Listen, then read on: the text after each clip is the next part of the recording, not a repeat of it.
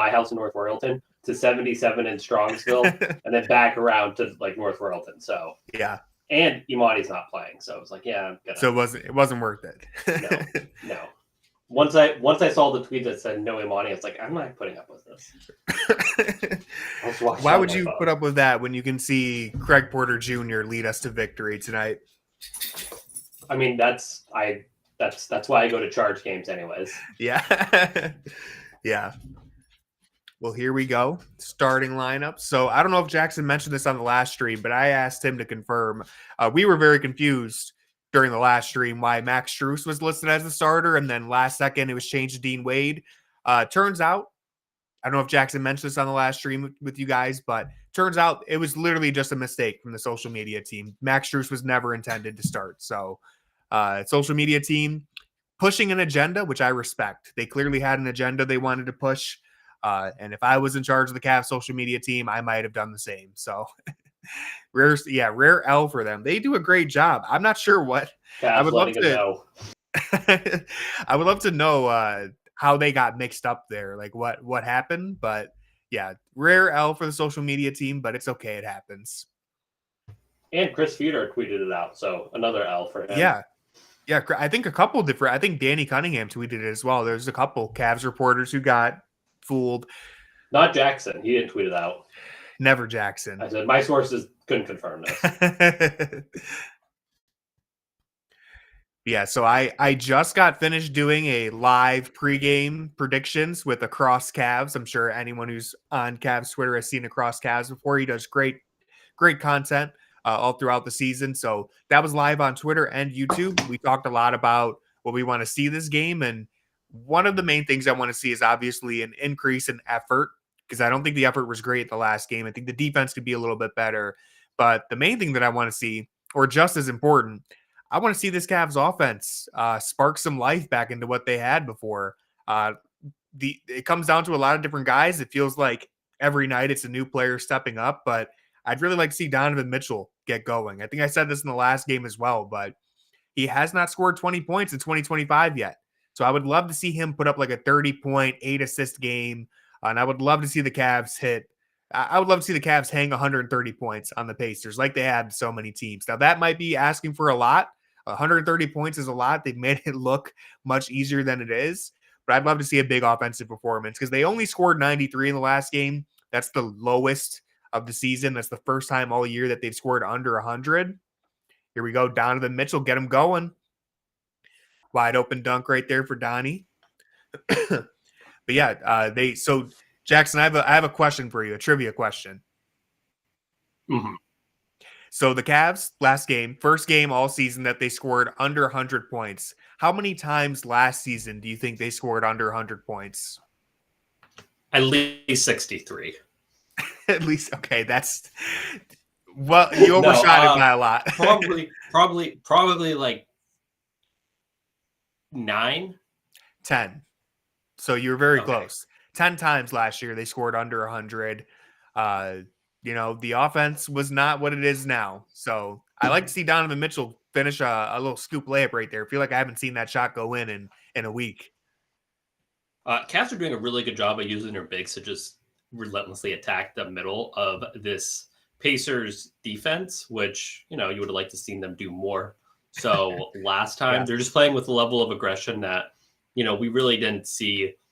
I mean, we did see it honestly in the first 3 minutes. The Cavs came out and really did let them know the first 3 minutes, but then they promptly, I think. then they promptly said, we already let them know, so we don't need to keep letting them know. Yeah, they didn't want to beat a dead horse, and they ended up losing. It's like they thought they put the game away entering halftime, honestly, and then Indiana just came out with a whole new life. Right there, I want to highlight, this is on screen.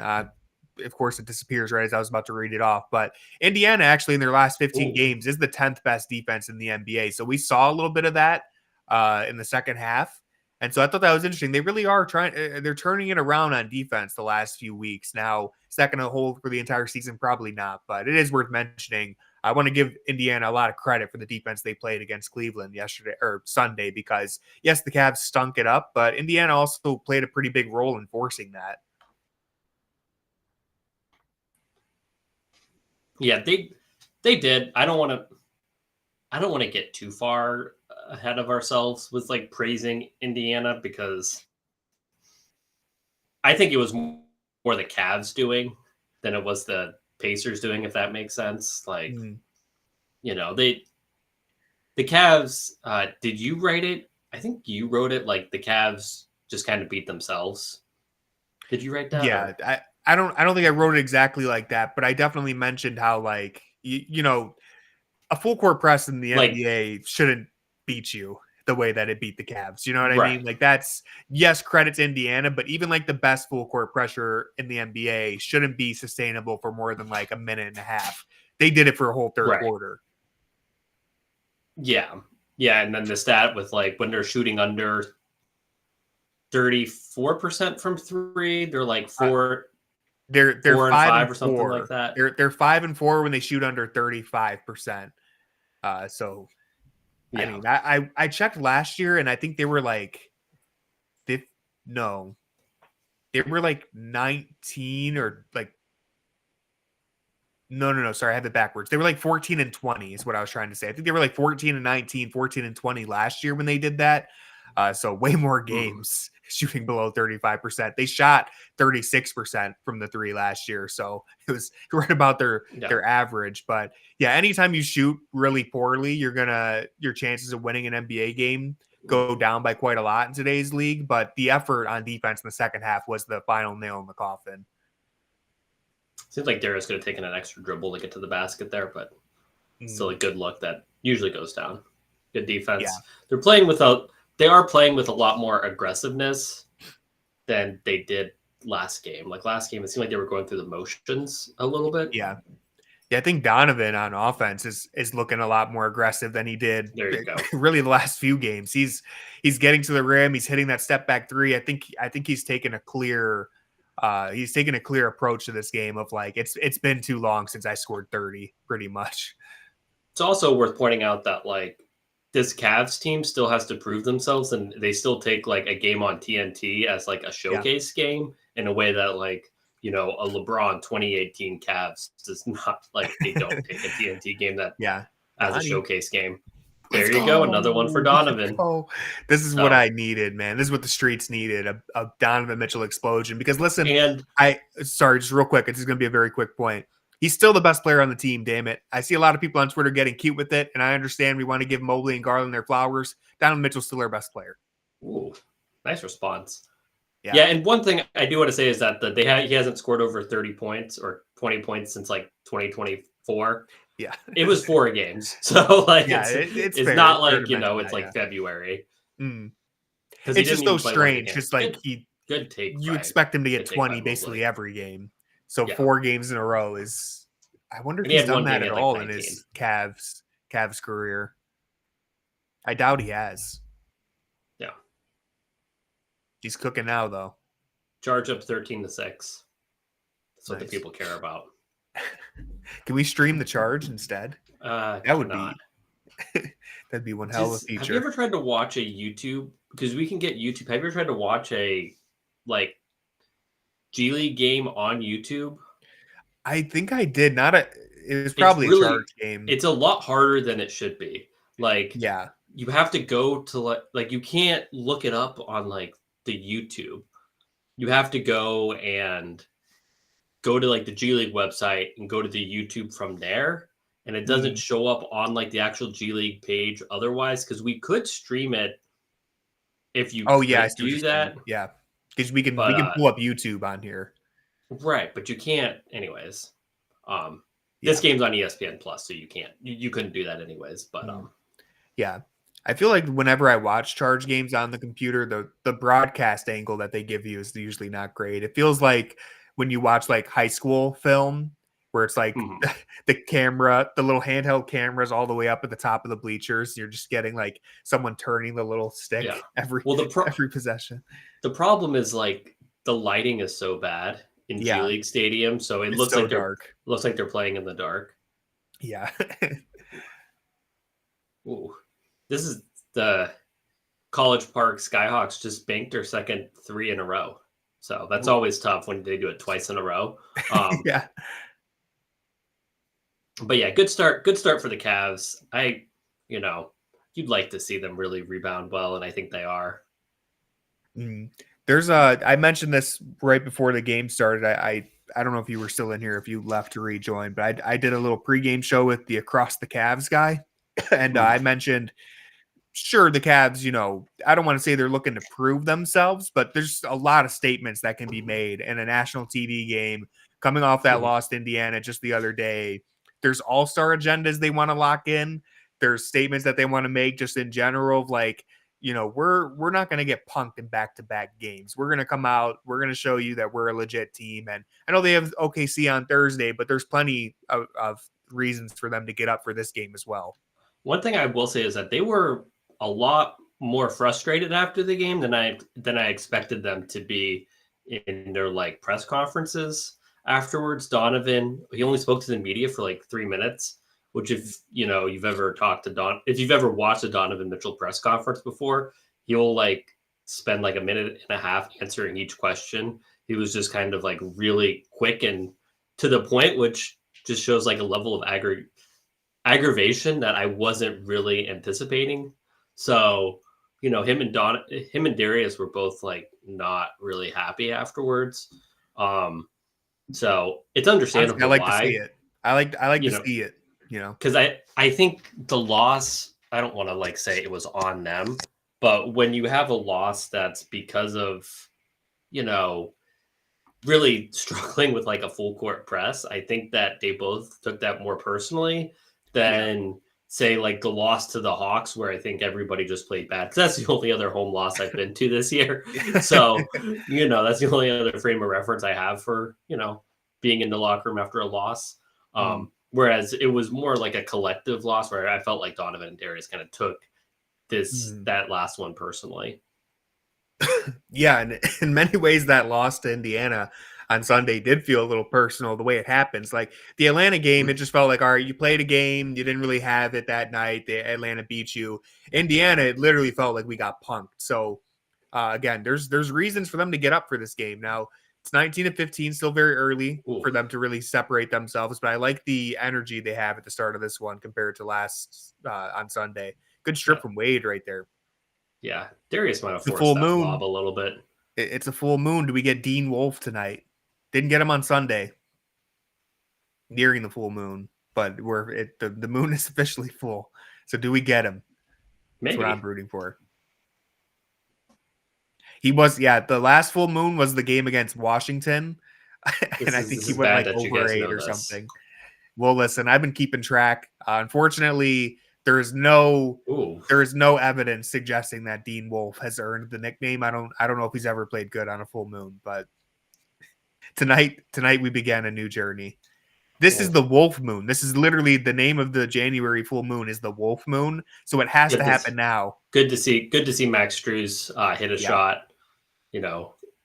He had a really rough game against the Pacers. Cavs bench really shot poorly in that game. Everyone did, but the bench struggled quite a bit.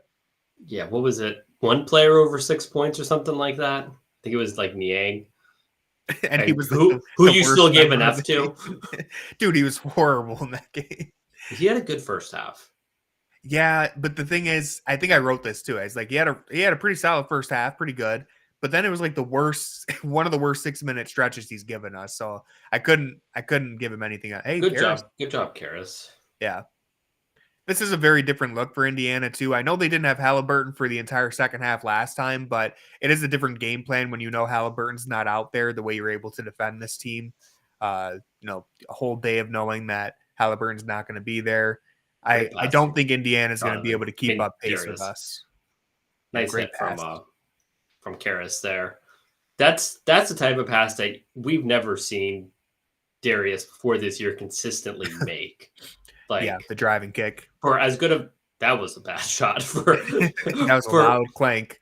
For as good a vision as Darius has when he's gone in those positions, he's kind of had like cone vision almost in the past. This year he just sees the whole floor so well. Ooh, another great pass. A little ambitious, really great pass.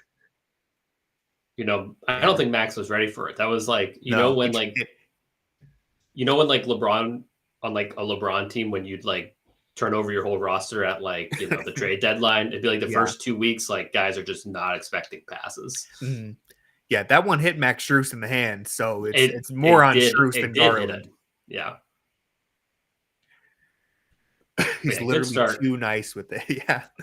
Good start. One thing, Pacers have had a good start too. They are hitting some shots. They are, I think the Cavs are playing a good offensive game. Yeah.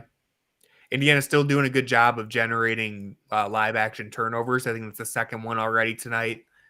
They did it against the Cavs on Sunday too. Getting some easy points out in transition. A rare missed free throw from DG. 50-40-90 club in jeopardy. Isn't he like 94 though? He probably is. I was going to look. He's pretty high. I think his free throw is not the one to worry about. I think it's the field goal percentage that's like on the bubble. I'll pull it up right now. I think the 3-point is like 42. Yeah, he's good on free throws and threes. It's the field goal percentage that's very close. He might actually be under it now, but I'm checking. He's at 49.8 from the field, so he's very, very close to being there. About 43% from three. That's 50. Well, all right, Cavs back in the 2-3 zone. Expand the club. He's about 92% from the free throw line. That's exactly what you want: a long mid-range shot from Turner. If you go to a 2-3 zone, yeah. Good take, good pass. You have an open guy somewhere. Ooh, all right, it worked out. Okay. Nice, good patience. Yeah, still a good shot. Still good ball movement. Could have swung it straight to Garland probably. Yeah, but the end result was still okay. Yeah. Back to the 2-3. Good help, good recovery. Yeah, this is a good defensive possession so far. We'll live with that. 2 good possessions in a row. Got to get that rebound. I will say he did a decent job boxing out, but he got beat vertically for the boards. That was unfortunate. Yeah, well, Turner's a big guy. Yeah, let's see. It is a long board. Yeah, I mean, Niang, you're on thin ice, buddy. Listen, you're already going to give him enough. He doesn't even have anything to play for. This ice. That's not true. I've been pretty kind to Niang this year. You have not been pretty kind to Niang. When he plays bad, he plays bad, man. It's the thing. It's like when he's good, it's nice to see. You feel happy, but when he's bad, whew, it's hard to get a bad Niang game that isn't an F. I feel like our roles are like reversed this year, where I was overly mean to Niang and you were like overly nice. Well, I changed my tune by like January of 2024, but I mean, look, he's had a good season. He's playing much better than he did last year. It's just in certain matchups, and I don't think he's necessarily been bad tonight. Like he just missed that. Good against the Thunder, I thought. Yeah, no, he survived out there. Yeah.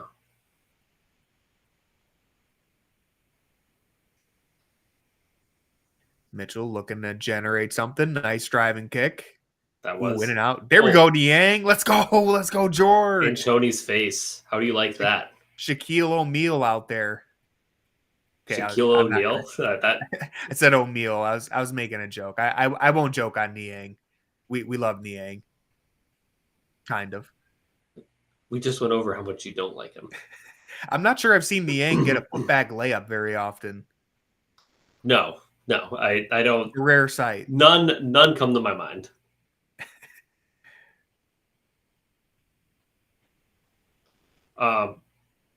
Do you think Caris LeVert is one of the fastest players in the NBA? Ooh, I would say he might have some of the best acceleration. I don't know if he's like the fastest. I guess it depends on like what you mean. I think he accelerates kind of crazy, but I don't think he's anywhere near like the Ja Morant, Colin Sexton, like straight line speed. Yeah, I think Dan's right. Like I think in half court, he can accelerate really quick getting to the basket, and he does have a pretty quick first step. But if you just put him like on the baseline, like baseline to baseline, there's a lot of guys ahead of him probably. Who's the fastest player on the Cavs? Is it Mitchell? I would say so. That's like in a straight race, probably Mitchell. Yeah, I would say Mitchell. Okoro's probably pretty fast. I was gonna say Okoro. So Anyway, Garland? somebody brought Yeah. that up the other day, and I was like, Niang. I was like, Who comes in last, Niang or Tristan Thompson? I think Niang beats Tristan. Tristan Yeah. comes in last easily. Let me think. Yeah, but I mean, Tristan's not. I mean, he's slow now, but he wasn't always slow. Yeah. Oh no, back in the day he could move. Yeah. For his position, he's pretty quick. Have the Cavs had a slower player on the roster in recent years than Robin Lopez? I don't Absolutely think so. not. I mean, I can't think of another person. Probably have to go. Yeah, I have to go back to like Big Z probably. Well, And even no, Z's I was probably gonna beat say him. like Sasha Khan, Okay. pretty Yeah. slow. Andrew Bogut. Taco Fall. Andrew Bogut's going to make it to the free throw line before he gets injured. So if we have a race, Taco Fall was really slow. Taco Fall was pretty slow, but I think Robin Lopez is even slower probably. I think Taco Fall might have been the slowest in like the defensive stance. Yeah, far. the lateral slides. Yeah. It's tough when you're that big, that damn tall. His hips were like 6 feet high. Jack says, in his opinion, the Cavs are the best team in the East. We'll take it. I'll take it. I was wondering what the TNT crew was saying before the game. I don't think it was the usual crew tonight. Ernie's not there. Team. I don't think Kenny or Chuck are there, but Jack is there. Yeah, but Tuesdays are only different when it's like once NFL season ends. Anyways. Yeah. I know Charles Barkley, I'm sure everyone's seen, has said he thinks he take the Sixers over us in a playoff series, which is shameful. Absolutely shameful, but it is what it is. No one watches Inside the NBA for the basketball analysis. You're watching it because they're entertaining.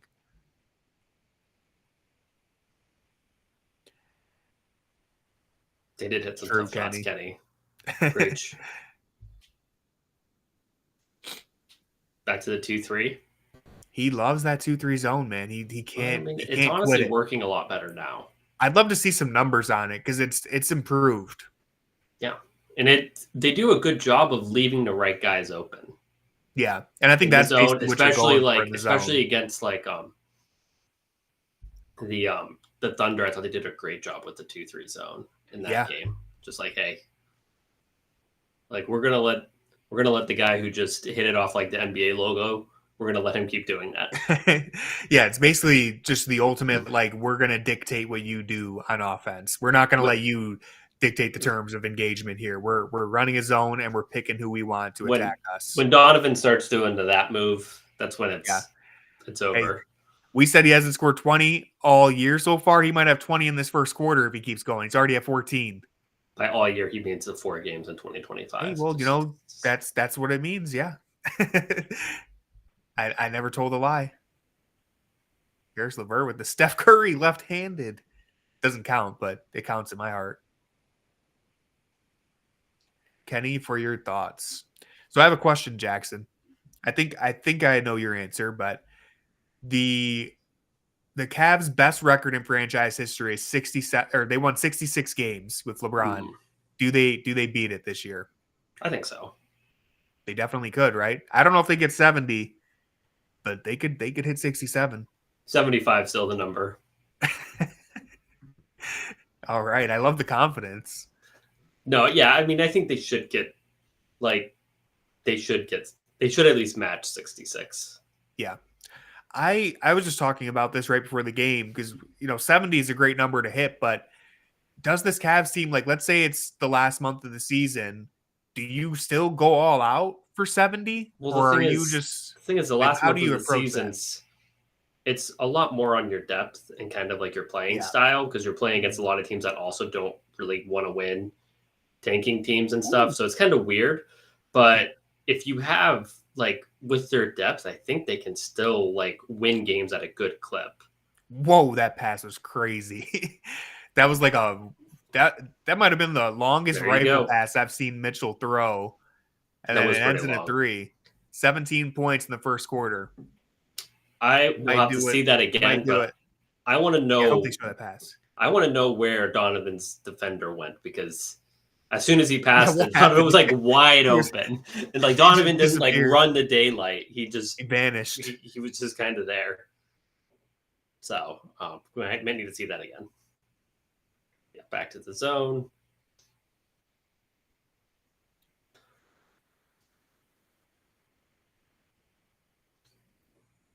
I hate those fouls. But yeah, if you like winning 70 games is almost like a blessing and a curse, because when you win that many games, it's title or bust. Like if you don't want to be in the Warriors tier of like infamy forever of they won 70 games and they didn't win the championship. So I would love to win 70 games, wouldn't be complaining at all. But there is a different set of expectations and pressure that comes with that. So winning like 67 would be pretty sweet. It's title or I think it's, and to an extent, it's title or bust. Like, I think we can say it was a successful season, but after the start that they've had, unless they've completely like fell off, you expect this team to go to the finals. I would, in all honesty, I would be satisfied with they make it to the conference finals and lose in 6 or 7 to Boston. Boston's probably the only team that I would be like comfortable with losing there. Like I would consider that still a successable season because they're all still so young. You can consider it a successful season, but I think that your expectation is for them to win to go to the finals if you are having a 65+ win season, So you would still say you wouldn't say it's a bad season or anything like that. And they've clearly taken steps in the right direction. But I think you would. Well, that's what I mean by not being title or bust, though. Like it wouldn't be a bust completely. Yeah, I guess it's just kind of depending on how you look at it. Where basically they've already raised their expectations. Where last year if they went to the finals, it'd be like, whoa, we didn't see this coming. Yeah. Well, I mean, you could like even just between our conversations, like 20 points in the quarter. Let's go. We have a 38-point quarter from our Cleveland Cavaliers. Those are always good. I think they had a 34-point quarter in the second quarter against the Pacers last time, and then they just had like 18 points the other 3, which kind of led to their loss. Awesome. But Donovan Mitchell is what we wanted to see. He's playing good. Hopefully, he can keep this going into next game. Yeah, that would be good. But to circle back to what we were just mentioning, as far as like expectations go, last year I don't think either one of us thought the Cavs would make the finals at all. We were like, we just want to be competitive against Boston, obviously. Basically. Yeah. This year, probably around like mid-November, both of us officially made the declaration. We're like, all right, this is a championship contending team. Like this is where the bar should be set. They legitimately have a shot at winning the title. And we've both been pretty patient with giving them that pressure because I think for some people, they gave them that pressure as soon as they made the Donovan Mitchell trade, which I never agreed with. I didn't think that the year they lost in the first round, never thought they would be winning a championship that year. Didn't think they'd lose in the first round either, but I didn't think they were competing for a championship that year. Didn't think they were a championship contender last year. This year, it's undoubtable. They are one of, like, I would say 3 teams who have maybe 3-4 teams that have a legit shot at winning the title. And you could, depending how the rest of the season goes, you could convince me that they're going to be the favorites entering the playoffs. Right now, I'm still giving Boston a very slight edge, but that gap was way bigger back in November. It's slowly getting to where I'm like Cleveland versus Boston in the conference finals. I'm getting to the point where I'm saying toss up. Like I think anything could happen. I think this is the year the Cavs would have to do it, but like I still keep coming back to like it's really hard to repeat to no team besides the Kevin Durant Warriors, no team since the Kevin Durant Warriors has gone past the second round after winning the finals. And I think that you are seeing some of the signs that those teams showed during the regular season where like it's just hard to keep your foot on the gas for 82 games. And in an era where you don't have a prime LeBron James, you kind of need to keep your foot on the gas the whole season. Like even if you look at like those KD Warriors teams, I don't know if they needed to keep their foot on the gas the whole season, but they were still 64+ win teams throughout their run. So like the regular season matters, I think, a lot more than people give it credit for mattering. It's just like Cavs fans have been conditioned to think the regular season doesn't matter because of those 4 LeBron years, but it's like Yeah. it's more so like that was like a LeBron James thing as Thank you opposed for to saying that. a like NBA thing. Like I was just gonna say the same thing. It's like people have gotten this notion that the regular season doesn't matter, and it's like no, the regular season matters for anyone who isn't LeBron James, basically. prime LeBron And I James. and I could say like maybe the same thing goes for like the 2018 Warriors when I think they won 57 games that year. They had won. I was just looking at this. They won like they won 67, 73, and then like 67 again, and like Yeah, they 3 won a straight lot the next seasons. year. And then they won 57 in 2018, and it was kind of that. But they territory of also like, all right, we they need to also just had get a to the lot of playoffs. injuries that year too. Yeah, Like I think like Steph missed a month. Like there was a bunch of time where it was Yeah. just KD out there. Mm. So it was kind of a weird season as well. But But they, was that the year? oh, they did had he only have 19 points? What the hell? Well, I guess I'm fake news on Twitter because I tweeted that he had 20. Well, I don't think anybody. I don't think anybody goes to your Twitter for Expecting the unbiased. Who was it? Corey suggested in the chat that you should go work for CAVS PR. So Yeah. we'll have to make that a goal for 2020 for next season. There you go. I could do it. The positive spin. 21 points. Now it's 21. All right. There you go. Strong finish right there. Yeah. He heard the haters and losers online that said that the Cavs have 2 All-Stars and he's not one of them. Yeah, was someone saying that about Mitchell? Yeah. I forget. People are getting a little carried away.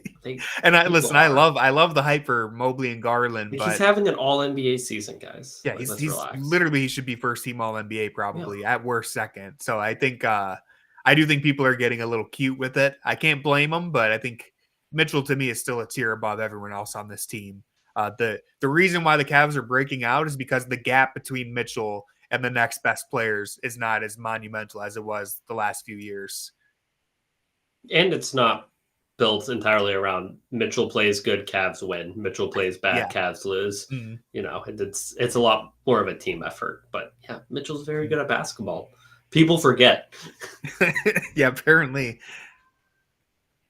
Yeah, don't love that there. Like Max Strus, do you need to have 2 feet in the restricted area when your man's on the 3-point line? You already have Mobley protecting the paint. He was doing the anti-Paul George there. Yeah. I know Jarris Walker isn't like an elite 3-point shooter, but that's just some of the things that I think this Cavs team for the last 3 years just wanted falling, to clean up. That's just falling asleep, though. I think it's different when like Evan Mobley and Jarrett Allen are like making an effort to not stay with their shooter on the perimeter. Ooh. That was not a great pass on. Bold. And like a perimeter player falling asleep. And I think that's the latter. For sure. Like that's not a team strategy thing. That was just a mistake on Strus's end. Cavs, Donovan Mitchell again. Wow. Cavs got to limit these turnovers, man. I don't feel like they're turning it over that often, but the turnovers they are giving up are leading straight to points. Turns the corner on Thomas Bryant and just left-hand or right-handed finish off the glass. Yeah.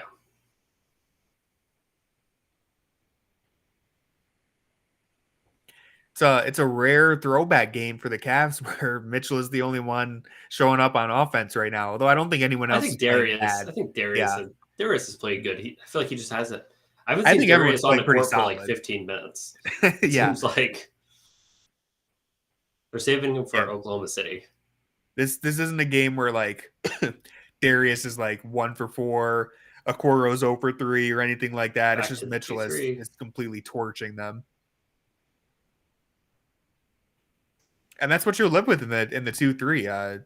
A drifting fadeaway from the free throw line. Like that's a shot you're willing to give up. Good swing. Come on, Max.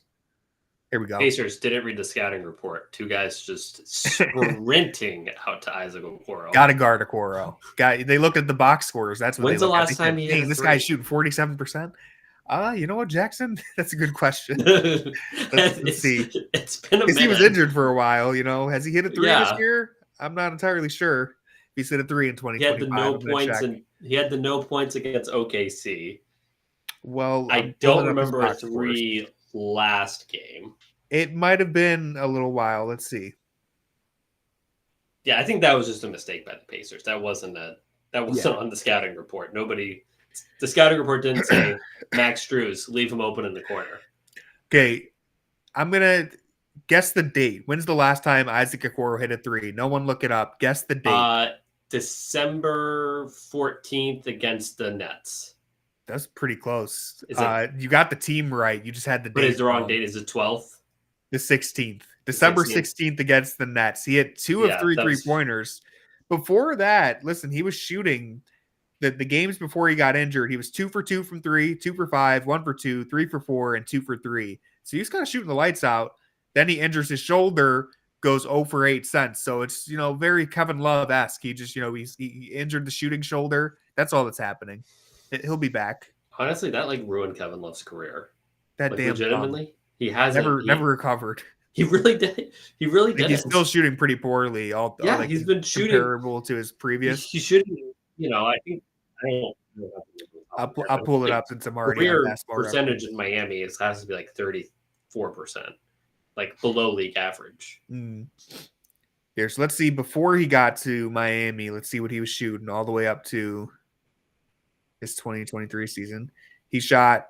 Actually, I'm going to exclude the year that he got bought out from Cleveland because he shot poorly that whole year. You can just look at his look at the Basketball Reference where it just says Cavs. So yeah, 30 for his entire career, Minnesota included. Before the last season with Cleveland, he shot 37% from 3.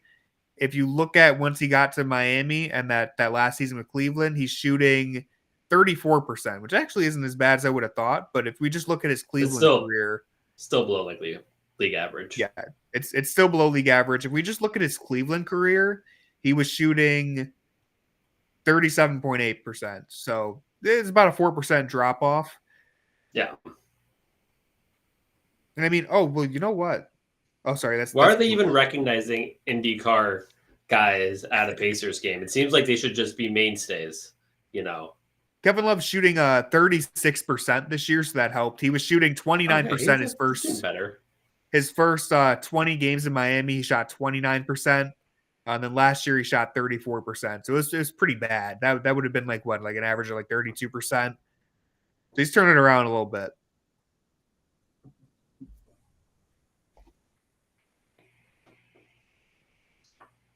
I do like that. Dan Gilbert won the long game with the Miami Heat. He did. He got LeBron back. He stole Max Strus, corroded the system from the inside. Kevin Love was a sleeper cell. He went there, turned Max Strus onto Cleveland. Yeah. We'll see. Kevin Love's going to get bought out this year. He'll return and help lead us to another chip. I would take Kevin Love in a buyout. I feel like Kenny would love Kevin Love. They would get along so well. A playmaking big, people forget Kevin Love can pass off the elbow. You give it to him in the post, even from above the break. Playmaking big, probably won't play much, but I don't think there's any rumors of Love being bought out from Miami, but I would take him in a buyout. Let's say he's included in the Jimmy Butler trade and he gets bought out from another team. I don't know if I don't know if you guys even heard me. Did you guys hear my take? Okay. Kind of. My whole screen froze. You kind of went a little jarbled, but I think we got it. Oh. Kevin Love good. Yeah. Would be Kevin good in Cleveland. Good, yeah. I don't know if he really wants a buyout because it's I think he's just fine vibing. I think he's chilling. I think he's chilling. Miami, I think he's fine. Yeah. So, but we take him. Yeah. Ara asks, not that concerned right now, but do you guys ever get a little nervous that the Cavs are a little 2-3 happy at some point in games? I will say that I'm not, just because when you look at it, I think they're, off the top of my head, I think they're 5th in 3-point attempts per game. And so they're really not just, they're not jacking up bad shots like Boston, Chicago, something like Charlotte. They're really taking quality 3-point shots. If there's ever a game where Mitchell or Strus or whoever it may be is taking really contested, unnecessary 3-point shots, then I'll be concerned. But as long as they're getting, a little bit of daylight or it's just like late contest, then I feel pretty comfortable with them shooting threes because it is a modern game. So you're going to have to get 3-pointers up there. They're not doing it at like an egregious rate. They're shooting the lights out. They're shooting at a pace that might not be sustainable. But the thing is, they're getting such clean looks that maybe it is sustainable. We're halfway through the year and they're still shooting 40%. Does anybody else in the comments want to say ball don't lie? Just not sure if we got that one out there, guys. It's one of the best sayings in basketball. Okay, so I support it, chat. The chat is going to unite and overthrow Jackson. Wouldn't be Jackson's the first time oppressing the chat for too long. You guys need to unionize. That's a great question. Maybe because the Cavs could have drafted him over Isaac Okoro. Yeah. Whoa. A lot of. But what?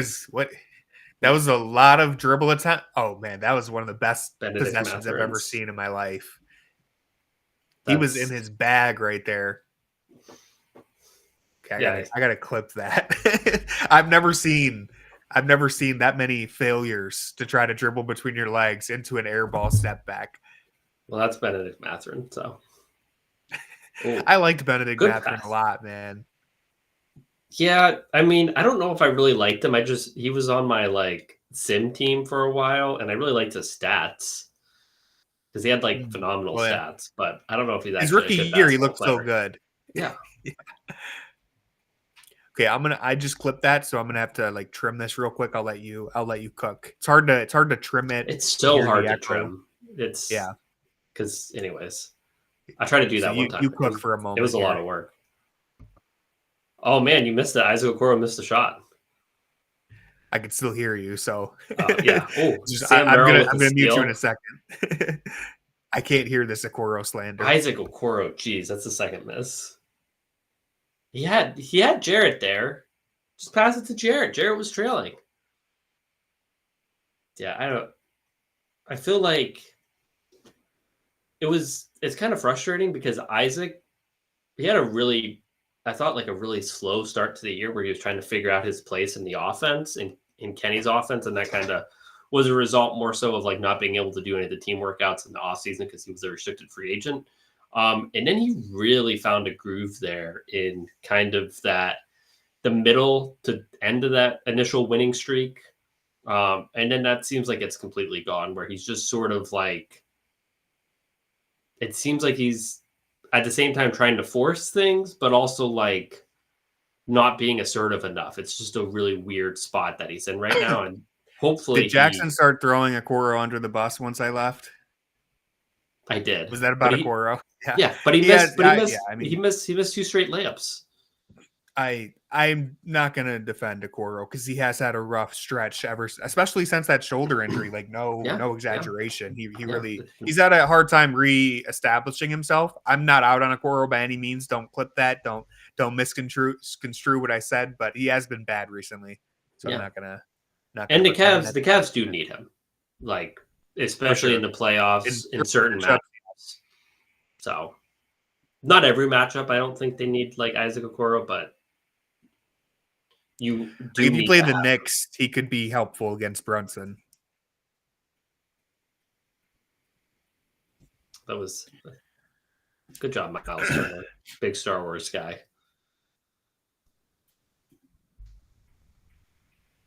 Trying to tweet this clip out real quick, so I'm blind to what's happening in the game, but maybe I don't want to see the Okoro disaster class.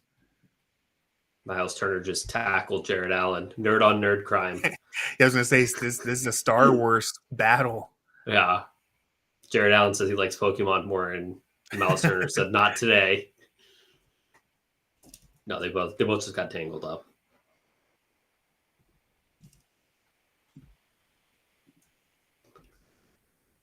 Jarrett Allen was apologizing while he was falling. You could see him say, "I'm sorry" to Miles Turner.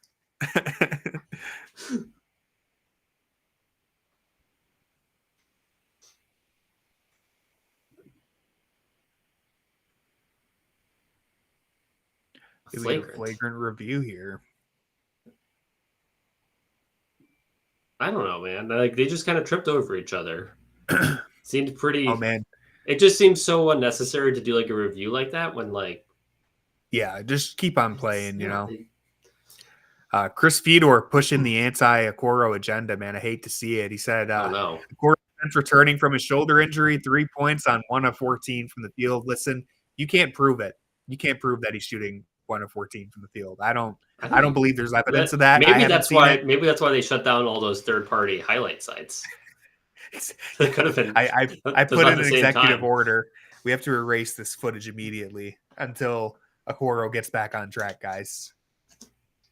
Why is this even taking so long to review? Who are they reviewing it on?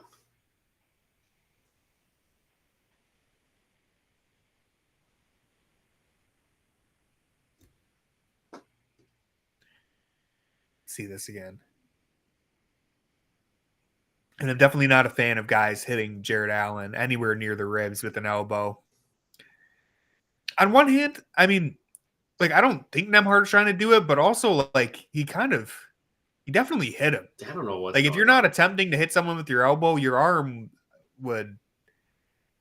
I don't know how to explain what I'm trying to say, but like your arm wouldn't lock up like that. You can't stick him. Yeah, you shouldn't be hitting people on purpose. Yeah.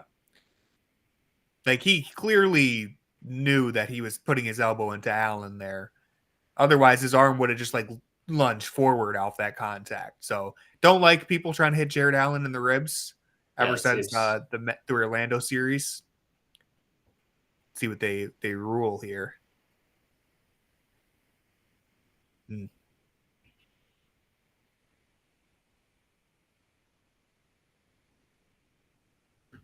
So flagrant one?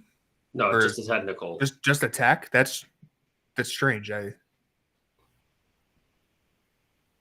because the foul wasn't called on him? Is that why? I can't tell you what the difference between like a technical and like a flagrant foul is in this situation. Okay. Fair enough. I couldn't tell you either, I guess. They said it was unsportsmanlike, so like that makes sense. I got that.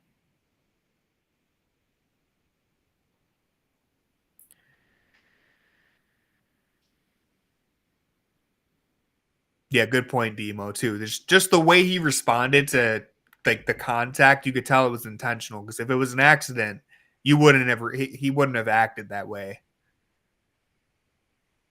It's like when Blake Griffin dumped water on the fan behind him. It's like, I don't think this is a great comparison, but when you do something on purpose, it was so obvious that he was trying to make it look like an accident, even though it's clearly on purpose. And I feel like, there's similar vibes between those two plays. Dean Wade keeping the play alive. Isaac. Okay, we're still waiting. Still waiting on the first Okoro 3 of 2025. We've lost Sam Merrill and Isaac Okoro. Can't afford to lose both at the same time. It's just, I mean, I think they chaos in the streets. They literally can, but whoa, that was like a curveball. When they miss, they miss. High level hoops going on right now. Come on, DG with the step back. Nope. Dean Wade. Jump ball. Okay, if there's one thing Okoro can do, it's win a jump ball. Let's go. Really? Come on, Ice. Hope so. I don't know. I honestly don't know his track record. He's got to win this. Of him winning a jump you can't keep him on the floor if he can't win this jump ball. You might have to pull him. Well, this is a good confidence builder. Who are you putting in his place? Here's what happens. Okoro wins the tip right here. Okay. Gains a little bit of confidence. Relocates to the corner. Hits his first 3 since December 16th. That's my prediction. No Stradority right here. He missed, when he missed, like the last time he made a 3, it might have been too early to like really listen to like Christmas music, and now like Christmas is so far gone. All those misses just build character. All right, go to the corner. He's in the corner. Give it to him. Darius. DG doesn't want to see him win. Did he headbutt the ball again? Why has he been doing this? Did you see that the last time he did it? I didn't see it. I forget what game it was. I forget who it was against, but he like clearly on purpose headbutted the ball out of the rim, and he got a delay a game for it. Oh, it was against the Thunder, yeah. As he should. Hopefully they show a replay of it. Sometimes you can't see those things as well at the event. Yeah. But that's disgusting. You're getting your sweaty head on the ball. Now like Look the at this. ball's all wet. Because at first against OKC, I thought it was an accident. Then they showed the replay, and I was like, no, he targeted that. That one he didn't even jump for it. Against OKC, he jumped to get it like he was Mario. Did he get a coin? He got a delay a game, so basically the same thing. The Sixers are bad. People forget that the Sixers are bad. And people there's no Maxey, Maxey, Paul George, or Embiid in that's that kind of game. You know what? That's kind of normal for them. But how many Sixers laughable games? Pete Nance was cut, unfortunately, Demo. But you're probably getting Pete Nance minutes in the G League game, right? Are you? Wait, did he get under a rock? Yeah, he got. Sorry, I'm not keeping up with the Pete Nance. Literally, Mike has been sending us texts. He just sent us a text like 5 minutes ago. I thought he was on the charge. No. He was on the charge for a day. Yeah, Mike sent the text 5 minutes ago. I'm doing That's what I just said. Jackson. I'm not looking at my phone like an unprofessional, all right? I didn't know he sent that text. Listen, I don't keep up with where the Nance brothers are. I didn't know you couldn't see a text message. I'm already spent. He sent a text. He sent a text earlier today. Follow the Nance brothers too. Sent a text earlier today. Well, good for Pete Nance. All right. Hopefully he's playing well out there. There we go. Only player with a positive plus minus. Literally what Mike said. Well, as I said, I'm streaming. I can't read a text right now. I'm locked into the Okoro performance. You spent 5 minutes talking about Darius Garland headbutting a basketball. That's what the people are here for. Can we switch over to the Pete Nance minutes real quick? We can. Literally like 20 seconds. Here, I'll do it. Okay, you do. But can you do it? It just disappeared on me, and now it's not coming back up. You might have to do it. The remote.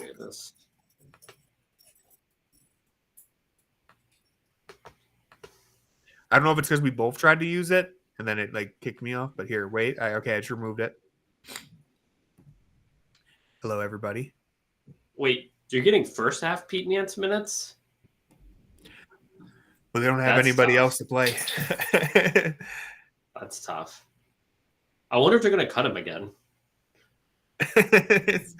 Well, he's getting an opportunity. Because the problem with the two-way contracts is that you can just like cut just so easily. Like no one's going to say no to a two-way contract because it's like literally 10 times more than like a standard G League contract. Yeah. Well, speaking of the Thunder, I don't expect Chet to play against us, but he is ramping up. I don't think he'll be ready to go by Thursday, but he is nearing a return. That would obviously change everything. There we go. There's our guy. There. Yeah, I see him. Looking good in the 76ers uni. They never no play. PG, no Maxey, no Embiid. It's like the least reliable team in history. Maxey's usually pretty available, but we got Pete Nance in the number 22. Here you go. Knock it down, big fella. You know what? All right, time to go back to the Cavs. Yeah, go ahead. We had our moment of truth right there. Unfortunately, Pete Nance, just like Isaac Okoro, is having a hard time finding the bottom of the net here.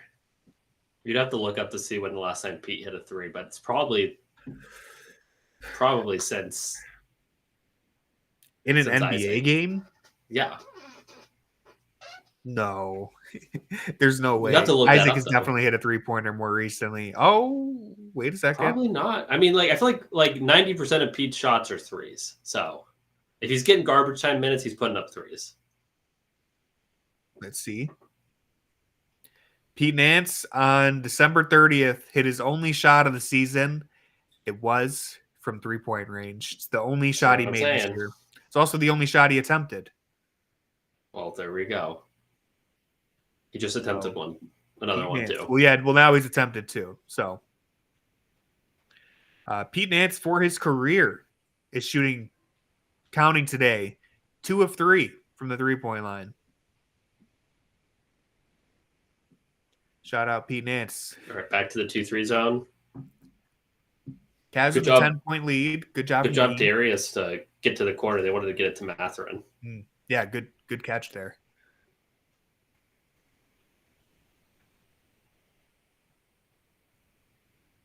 DG trying to show Benedict Matherin how to go between the legs. At least he hit the rim on that three. Just a little too much ball stopping there. Yeah. All right. I don't know who Siakam thinks he has on him, but wow. Okay. Well, you know what? Forget what I was going to say. The Dean Wolf just got hit with a silver bullet. I think it might be over. That was a that's just a great shot. Good offense beats good defense. Pascal Siakam, good player. He banked that at an insane angle. Like he's basically parallel with the hoop almost, and he banked it. He's got 16 points. Yeah, he's having a good game. Oh, he's a good player. You can really see it when it's just him out there, and they're able to run stuff through him. He's still a very good player. Or when they run stuff more stuff through him. I mean, I don't think he's a good fit with this team, just with like the style of play he has. Yeah, he'd be like such a good like Knicks player. Yeah, actually. Yeah, I've heard there's some drama with OG Anunoby in New York. Seems like some comments being made in the here's another run out for them, and that I was gonna say that is not gonna be Darius Garland's time to shine. Tee him up. That was really weak. That was a really weak D, guys. I hate calling texts for that. That was so weak.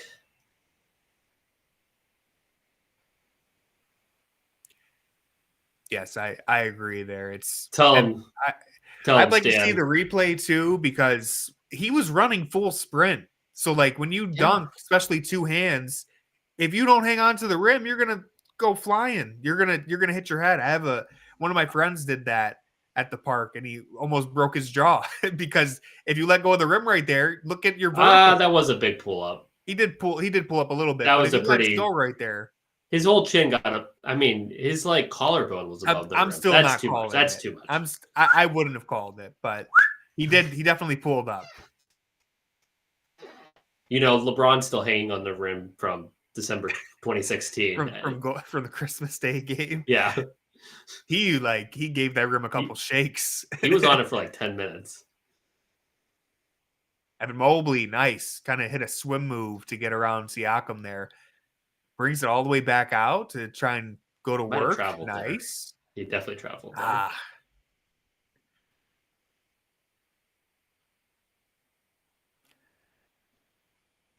Don't like this matchup. Yeah, got nice. Good job. Nice bat from Mitchell right there. Good great extra pass. Yeah. Good stuff there. Good Easily job. Could have settled for that three. Great help defense. You had Jarrett or Evan kind of had to baseline. Donovan made sure you couldn't get the pass off. Good job, Darius, like standing strong. And then, good job turning it into the offense. Yeah, that was great. And that ties back to what I was saying earlier. If I'm worried about the Cavs getting 2 3-point heavy, like I think this is a great example where I just trust their judgment. Garland easily could have pulled the three right there, but he makes the extra pass, gets an easy dunk. Like I think this Cavs team is playing very smart basketball. They're not just kind of blindly playing the numbers game like a certain other Eastern Conference team does. Won't say names, but they're playing actual ethical basketball. They're not just the Charlotte Hornets, the number game. Well, honestly, you could include them in there too.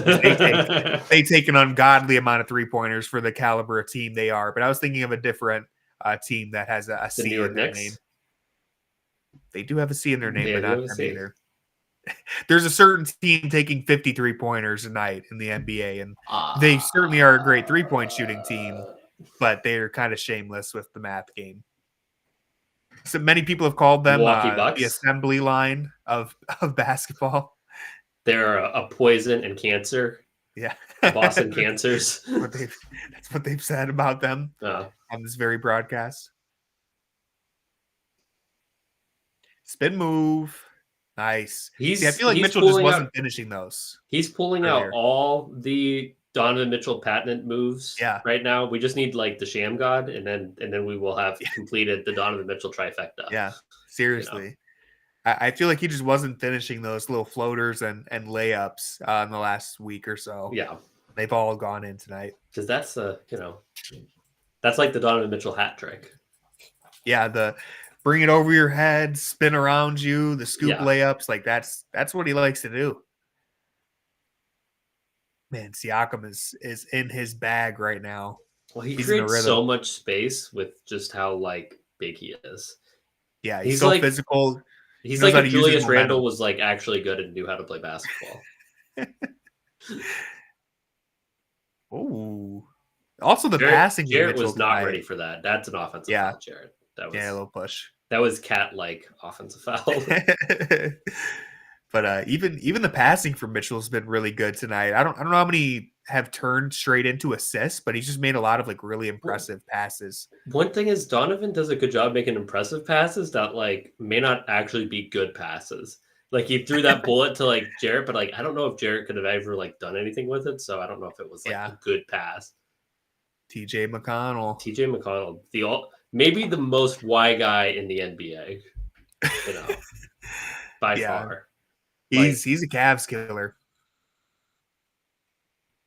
Garland has fallen down so many times against this Indiana team. I don't know what's going on with him. Second time tonight he's fallen down. I think he fell down like 4 times in the last game too. Evan has been kind of quiet. I feel like he hasn't had much success against Indiana these 2 games. I thought he did pretty decent the first game, but yeah, first half 19 for sure. points against the Pacers. I'm not sure. I'm going to close this door real quick. Wall.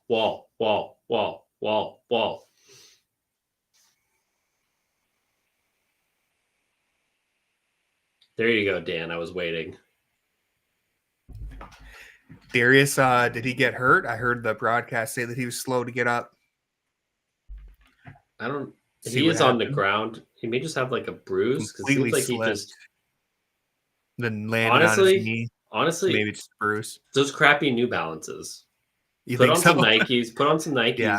And you're fine, man. I'm telling you, he's been slipping around. Rich Paul has like a stake in like New Balance basketball or something. Just really leading. This could be some malpractice here. We're gonna have to look into that. Leading his guys down the wrong path. Yeah, leading his guys into bad shoe contracts. Like, look at this. It's literally his shoe just didn't have any. Yeah, just didn't have any grip. Like that wasn't a. I do. Next time it could have been a wet spot. Next time I have a list of questions for Rich Paul. So next time I see him, I'll say, "Hey, how do you feel about this impending lawsuit?" Oh, your service of my complaint. I will slip Darius a business card. Hey, one, how's Adele? Oh, also, I'm gonna have to ask him if Adele is taller than him. That's something that I've been keeping track of. I think that's been confirmed already. Yeah, but I want to get it. You just want to get it on record? Yeah, get it on record. Couple questions, not about LeBron James. One, is Adele taller than you? I mean, look at that list right there. There's a lot of NBA champions. 2, how do we get Adele into the next James Bond movie singing again? 3, yeah, that's the important question. Yeah. Nice take from Mobley there. Right on cue. Real strong. I love he's been doing this all season. Rather than kind of flinching away from contact, we'll see on the replay, lowers his shoulder into Miles Turner and gets all the way to the rim right here. Just bam, hits him right with it. Doesn't shy away from it. Goes right to the rim. Right in the chest. He's strong enough to finish. Super aggressive take. And we see like the dexterity right there to, he wasn't really unbalanced on that drive until he took the contact, kind of centered himself and finished. He's a very agile big man that I think that's something that sometimes goes underrated in his game because he isn't as, dexterous as, Victor Wembanyama or any of those other guys, but he's for his size, he's a freak of nature. Good rotation. Yeah, this is another good defensive possession. Not a bad closeout. It was a bad closeout. It wasn't bad until he hit his arm. It wasn't bad until he fouled him. What I meant as I was saying it is that he stayed within range is what I meant. Is he was close enough to get a hand on this. Clearly he put a little too much hand on it.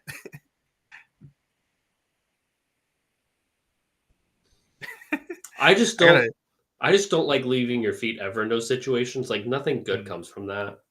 Yeah.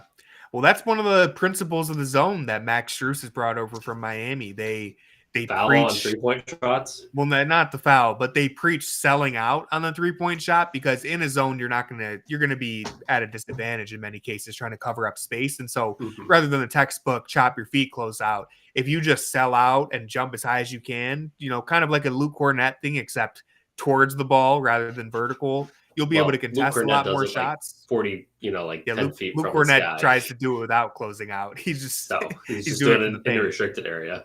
Yeah, that's actually like legitimately one of the core principles of the Miami zone that I was there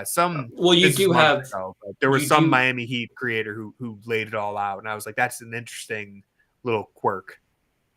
Oh, that was a travel. I don't know what 15 the ref's looking at. Here's another live action turnover. That was about the fourth one. Looked like it. It's about the fourth one they've given up tonight. So that's at least 8 points. Oh, geez. Here we go. They were saving it until the second half to spring it on them. But here we go. Double screen here. Mobley slips. You got the corner. Oh, that's really good defense there, but that's not what you want from Mobley, keeping the ball that low to where he gets stripped. Got to get it up high. Yeah. Listen to your high school coach. Keep the ball high, man. Under your chin. He does not get a hand on that if Mobley's holding it to his chin. Throw some elbows. That was such a bad shot. Yeah. So you know what? I'm more encouraged by how the Cavs played this half than the second half of last game, but there's some issues here that they got to clean up. The turnovers are really killing points them. The second half of last game. Yeah, so that's a bold statement. Lot better. But I like the first half from last game better than the first half from this game, which is kind of a strange thing to say, but they played a good first half. They were up 13 and I know they played really good defense. They just couldn't get any shots to fall, and then they just kind of fell apart. Yeah, so interested to see how they come out of the locker room here because, they were up by 10 just a minute or two ago before everything kind of slid apart again. So I'm encouraged by the way Donovan Mitchell's playing. I think Evan Mobley could clean it up a little bit. I don't think he's playing bad necessarily, but we could like to see him be a little more aggressive and cleaner. It's certainly not their best brand of basketball. I feel like they've kind of got stuck over dribbling a little bit. Yeah. I think Darius has dribbled a little too much. He took a couple ill-advised threes there. I don't think he's necessarily playing bad either, but he could fix it up a little bit. Supporting cast hasn't been too noticeable one way or the other. They've been all right. And it's a 1-point game, so that sounds about right. I feel like they've missed some juice off the bench. Like Karras hasn't provided a lot of juice. Ty Jerome. You might be looking for a Ty Jerome. Yeah. Might be missing him. Yeah, I feel like Apollo's barging in here. It's a 1-point game, so I feel like it's been pretty even throughout, but I would like to see the Cavs get some real momentum or just some real rhythm. I feel like they haven't had a rhythm on offense against Indiana in the last 4 quarters they've played. Yeah. All right. What is going on here with this woman without shoes on? I've never seen this before, but I think she's going to shoot the bow and arrow with her feet. Well, that would make sense, I guess. That's my prediction. She's just shooting. There's no targets there. She's just shooting at the. It's just like I don't even know what she was shooting. She's going to shoot it with her feet. Oh, it's a heart. Okay. She's no red panda. Well, we don't know what she's exactly doing yet. Yeah. Could red panda shoot a bow and arrow with her feet? Possibly. All right. G-League Sixers holding OKC under 60 at the half. Is that a close game? I'll check what's going on around the league. You're surfing they're here. in halftime too. I don't think there's a whole lot of Suns games. Hawks are in the second quarter, but it's a 10-point game. Pels Bulls just started. Kings Bucks just started. That's about it. That's all that's really going on. Which one's this? This is the Hawks. Hawks game, yeah. They're up by 10 on the Suns. Check the box scores here for you. Your Suns. Yeah, my Suns. Trae Young has 13 points. KD has 9. Yeah, this one just started. Is Zion out there? Yep. But is he out there? That's still a question. I'm going to feed Apollo real quick because he's giving me the puppy dog eyes. He's begging. And I'm going to grab a water too, so I'll be right back. All right. Fucci Mane and Noah at the same time. This is like peak Fear the Sword playback right now. Doesn't get better than this. CJ McCollum, maybe the only person on the Pelicans actually trying to play basketball right now, which is tough. This may be the battle of like the two. No, I wouldn't say the two most aimless franchises. I feel like the Jazz are still pretty aimless, but you know, Pelicans, Bulls, they're both kind of on the same. You know, they have some similarities. Good to see Lonzo on the court. I mean, like the Bulls have some guys who could be helpful, but not like helpful on their own team.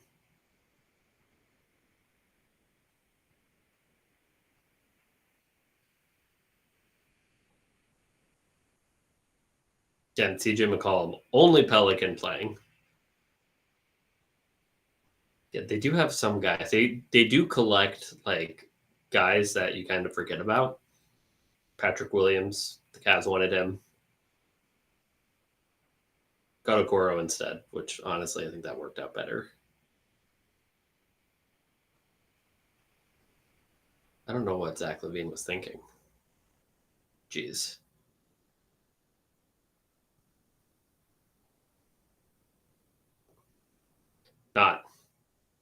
Wouldn't say it was great basketball, yeah.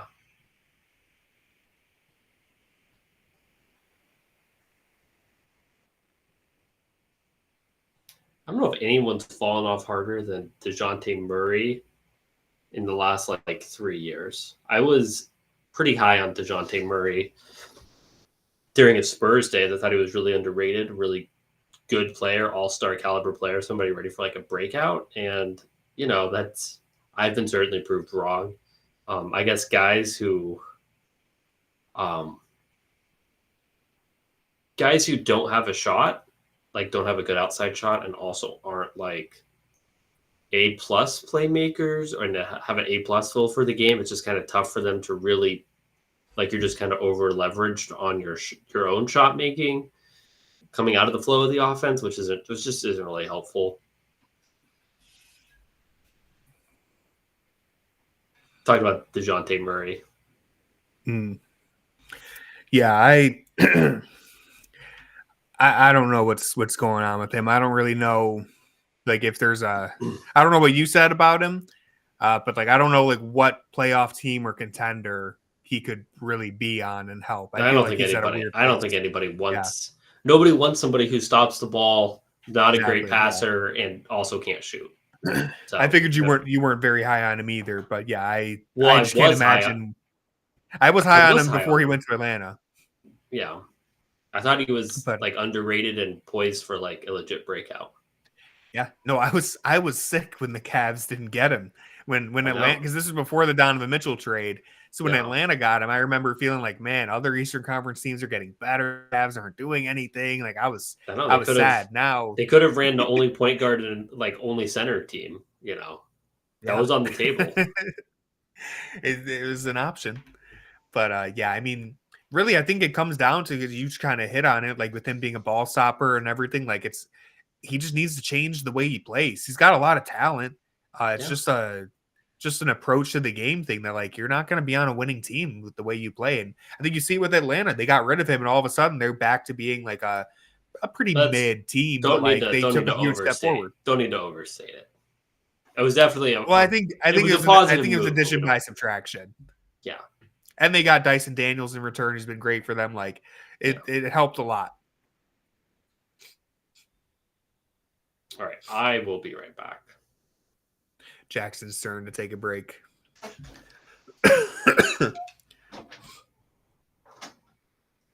Yeah, one thing the Cavs are still trying to prove this season: can they beat mid teams? They can't beat mid teams for some reason. The Atlanta Hawks beat us twice. The Miami Heat beat us. The Indiana Pacers beat us. We're in another tight game with them. The mid teams give us trouble. We can beat the Boston Celtics. We can beat the Oklahoma City Thunder. We crush the lottery teams. But when we go up against these mid-tier teams, I don't know what it is. They got our number.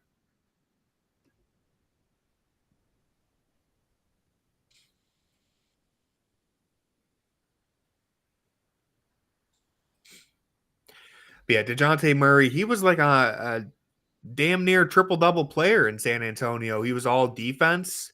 You get a guard who's that lanky, that good on defense, can do a little bit of everything. You'd think he can basically fit on any team, but especially once he got to the Hawks, he's just kind of like, I don't have any beef with him personally, but he just seems like a selfish player, and it's hard to win at any level in any league when you're selfish, but especially in basketball, which is such a team sport. Like I think we saw it in Atlanta. He couldn't adjust his game to fit with Trae Young, and it's kind of like a weird mixture because Trae Young himself is a little bit selfish, it seems like, but not to the level of DeJounte Murray. And yeah, it's just hard to see a path forward for him if he's not willing to adjust his game a little bit. We don't want to see the Hawks, Pacers, and Magic in the first round. I definitely don't want to see the Magic, but I don't think they'll slide that far. We'll have to keep an eye on it. Yeah, Hawks, Pacers. It's so strange because if you ask me, I'm like, we're so much better than both those teams. But for whatever reason, Atlanta has had our number. Indiana, I'm a little mixed on because I know they beat us on Sunday and it's a close game right now. I still feel like we could take Indiana no problem. Atlanta, on paper, we should be able to take no problem, but there's just some weird matchup stuff there. So let me look at the Eastern Conference real quick, the teams that we could end up playing, and I'll tell you which ones I would prefer. We can get Jackson's take too. I would say Chicago or Detroit are probably the easiest teams for us to beat in the first round. Yeah, it's not about whether we can beat them. It's just we'll play too hard against them. Yeah, Orlando especially would be a complete rock fight. Atlanta could give us some problems. Indiana is probably my preferred team out of that bunch. But looking at it, so I'm just going to give you the 7 to 10 teams because those are all teams that could end up being the 8 seed. It's Miami, Detroit, Atlanta, Chicago. It's tough because Miami probably is going to trade Jimmy Butler, and we'll see where they end up, but we'll just include them in this for now.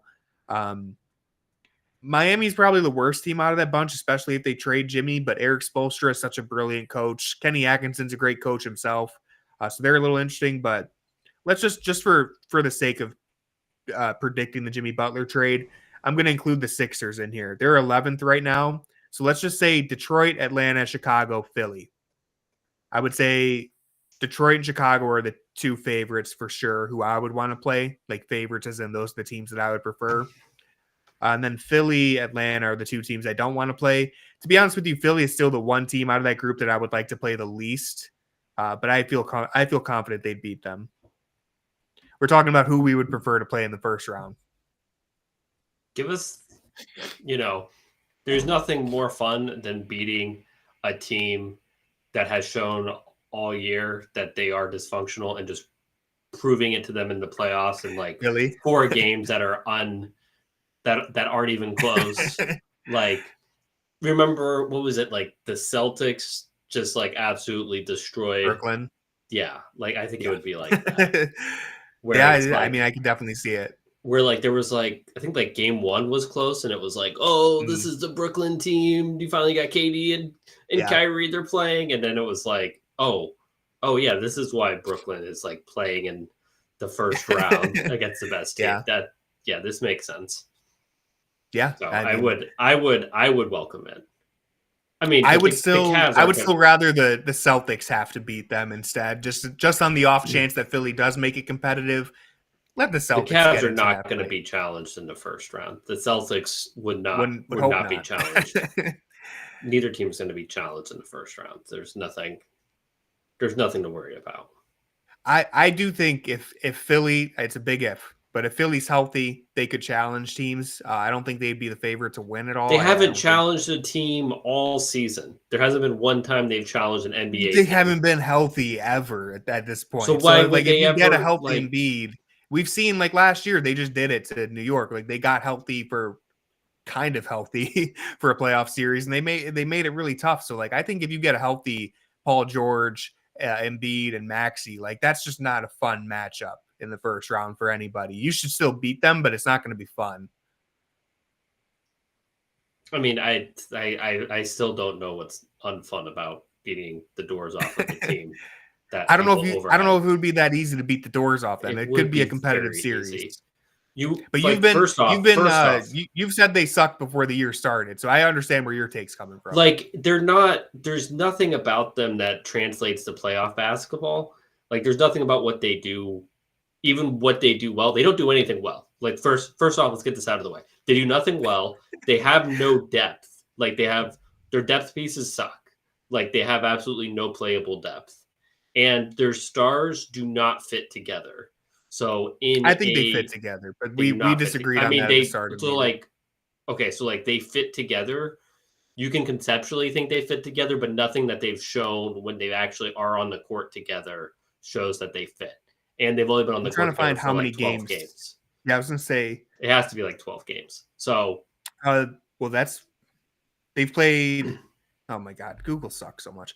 Well, as of December 16th, which isn't what I asked, but as of December 16th, they played 3 games together, finishing only one of them. but basically, in a playoff setting, all those guys would need to be playing like 42 minutes. We've already seen an MVP version of Joel Embiid. Whenever he has to play that many minutes, just looks very bad in like the second half, third quarter of the games. You're getting that, plus you're getting a Cavs team that has incredible depth, has an actual like, um, you know, has an actual identity. Like it would not be a close series. I think it would be like, it would be close for like stretches. Like they're like the Sixers might have a good first half in like game 3 in Philadelphia or something like that. But you're also by that point in the season, I think everybody would already want to like go home after the Cavs punched them in the face once. So, I don't. It would not be a close series.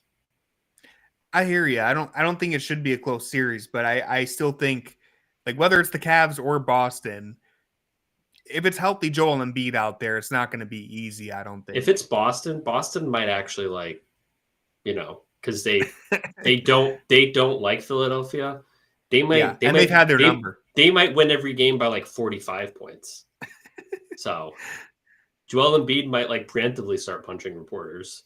So, just to get ready. Yeah. I'm gonna the spin. Last note on the Sixers in 1 second here. Pulling up something just out of curiosity.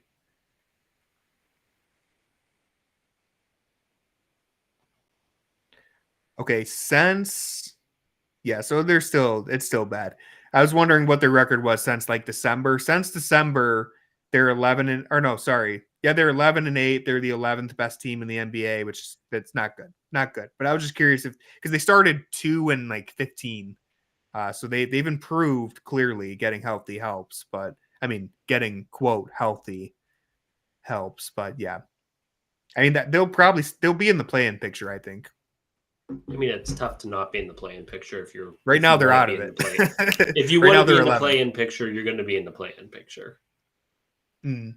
And there's teams in the play-in picture that may want to exit the play-in picture. Miami probably being one of them. I don't know. I don't think Maybe, Miami would but ever willingly exit. I feel like they're gonna be like the well, if they trade Spurs. Jimmy, I don't know what happens. I think they're gonna want to. I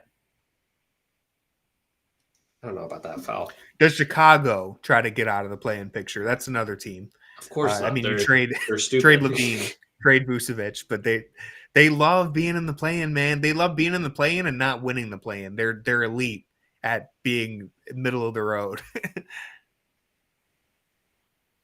They're elite at making nobody happy. It's tough to trade Vucevic, honestly, just because it's not like a terrible contract, but it's certainly not a contract that people are like signing up for. Yeah. So if it's not like that, then no one's going to be like trading real assets. So then it's kind of like, well, we're going to need someone to play center next year, so might as well just, keep the good times going. Yeah, I know the CBA has messed up a lot of the trade stuff too. When you think of like trading a contract the size of Levine, there's so many things that make it difficult. So it's more understandable than ever for Chicago to be kind of stuck in this purgatory. Look at Mobley with the rip through. Yeah. Should have gone up with the shot. Isn't moving well out there. He looks a little injured. He looks hobbled. Don't like that. Would like to get him out. Craig Give our Porter. guy Craig some run. The Craig Porter symbol is in the sky right now.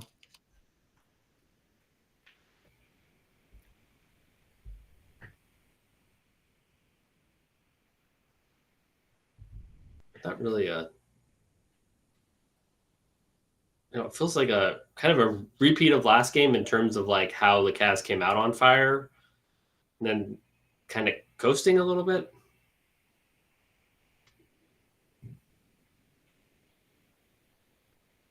I'd like to see Mobley, get back to pushing it, get back to handling the ball. Nice. Get off me. Let's go. The alley-oop to himself. Absolutely bullied Siakam right there and then gets his own rebound. That was sweet because it's like Siakam took the hit, thought that like he'd be able to take it, and then he just like crumbled a couple seconds later because he got hit with a grown man move. And then Mobley did a nice homage to our guy Andre Drummond, but he actually dunked it. Allen throwing people down, block. Yeah, I mean, dude, you're literally he had 2 feet in the restricted area, I'm pretty sure. Maybe I'm wrong, but it looked like he was really deep in the restricted area. Let's see if we get a replay. Cleveland Cavaliers were not even winning. So he's getting the, you got to let him know, Jackson. You got to let him know early. He said, Andre, this is for you. Boom.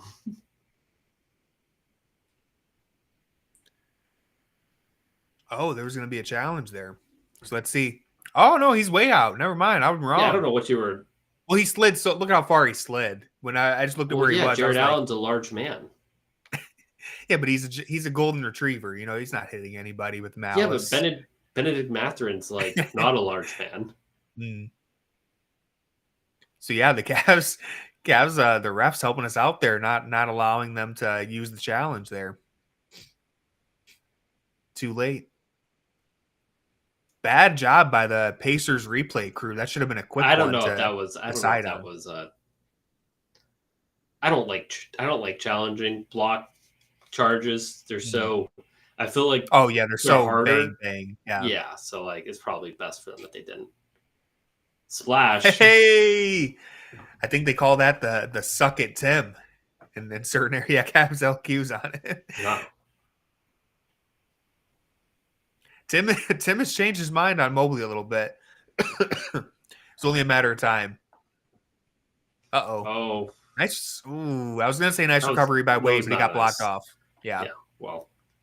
Good speed to get back down there. Not enough strength to get around Miles Turner. It was good that he just didn't foul him. That was good. Yeah. Nice. Another one. Let's go. Hey. That's what I'm. I think I said this before. I think he's better when people close out to him. Yeah, like I think he concentrates more. Could be whiffs of like J.R. Smith. Yeah, stops him from overthinking it. Yeah, And a Keep rebound it here. going. Keep it going. This is shaping up No, to be don't a give it to big Donovan. sequence. Give it back, Donovan. Go to the corner. Donovan, give it to him. Oh, Dean Wade's getting involved. Why are you letting Dean Wade shoot? What are we doing? Do we not see that Evan Mobley's cooking? Am I the only one watching this game? Look at him taking the hit right there. Says, and give just me that. Gobbles it up. No, Evan, don't pass it. Give it back to Evan him. Mobley, this is one hell of a sequence. Give it to him. Give it to him. Let him pull cook. it. Pull it. Do it. Oh. Man. I want it. I want that third Mobley 3. Oh. Good play right there. I don't want to. Yeah, I don't want us to gloss over what he just did to Miles Turner on the possession before, though. That was great. Miles Turner really tried to put his shoulder into him. Mobley stayed his ground and then just absolutely babied him, two-handing the shot attempt. Shouldn't gloss over how easily, Jarrett Allen and Donovan Mitchell vacated the lane. So, that's something to monitor as well. Nembhard got him with the little. Not even a good pass fake.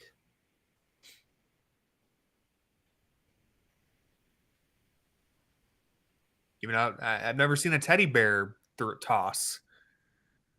That seems better, especially if you're gonna throw them to like kids and stuff, because like kids are the ones who get like most hyped, and then like they get an XXXXL shirt, and it's like it's always so. This is. They always look so disappointed when they like open it, and it's like. Whoa. Just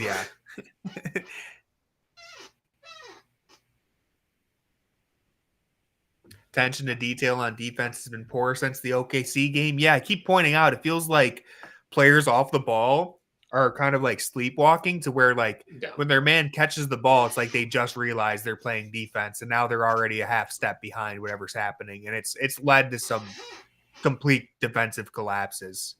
Yeah.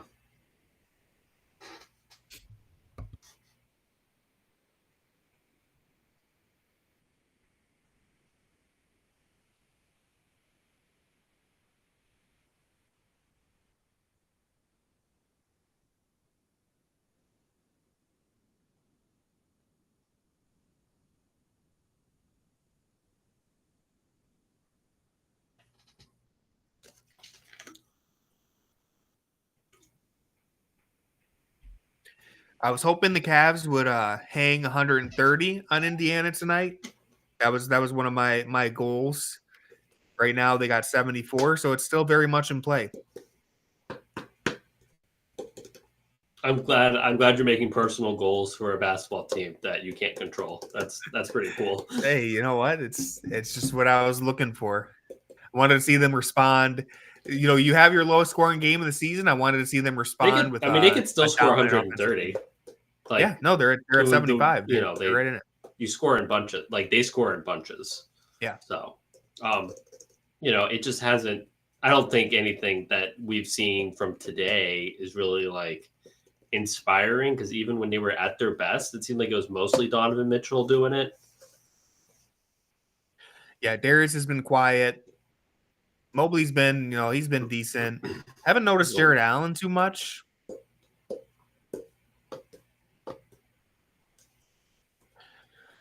Jarrett Allen, he's at 120. In your grades, he's like the opposite of Jordan Yang. Like he's just constantly going to get a B+. If he just exists, he's getting a B+.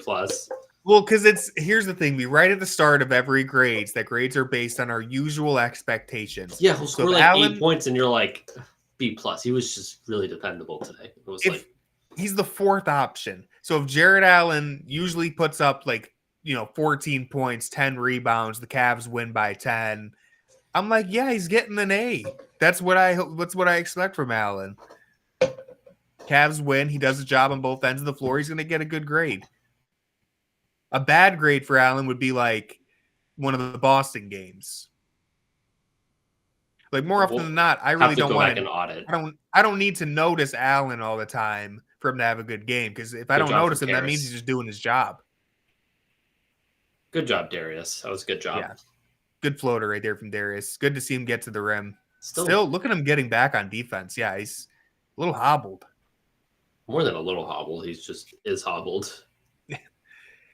if he's not able to go on Thursday, Donovan Mitchell is going to be stuck in that torture chamber for 48 minutes. I mean, hopefully Ty Jerome is taking some, yeah. Getting a lot of vitamin C. Hopefully OKC has not scouted Craig Porter Jr. There we go, Struce.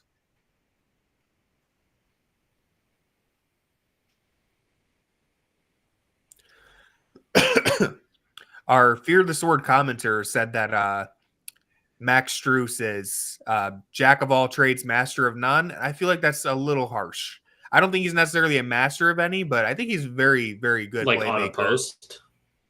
Yeah, like under the comments. Oh. And I think it's a little harsh. I think Max Strus is a very good playmaker. I think that's I know fair. I know his shooting is hard to really grade. I mean, a jack of all trades is good. But I think he's really good at off-ball movement. He's not. I don't think he's yeah. actually a good shooter. I think usually that term "jack of all trades, master of none" kind of applies to people who like actually kind of suck at a lot of things. Yeah, but I think that Max Strus is like legitimately good at a lot. But of if things. you're talking about a role player, I think it's fine. I think if we were talking about like a number 2 overall pick type of guy, well, that almost like if we said about Evan Mobley, I think that's kind of rude. Yeah, you know what I mean? Because that's like you expect more from him. But like Max Strus, that's fine. You want guys. I think Max Strus is a little bit better than that, though. Is the thing in certain areas. So, anyways, I just wanted to reply to that because I do think that's, I think that's a little too harsh framing. Because they were upset that it was under the Max Strus, the Jimmy Butler story that I wrote, and they felt like we didn't really need to get Max Strus because he doesn't really provide too much. He's like a master. Yeah, could have just kept Jetty, none. Well, that's what I think. I think that's what they were cooking. I think that's what was being cooked up, and I disagree with that. But I do love Jetty. I love me some Jetty. Is the NBA blackballing our guy? Pretty much. Here we go. Strus, make me look good. Thank you. Boom. Look at that. What an elite 3-point shooter. One thing you don't want to do is you don't want to just give Max Strus a standstill open 3-pointer in transition. That's just after a make. Like that's just really bad. That's an auto timeout. Like timeout. Hey guys, like what are we doing?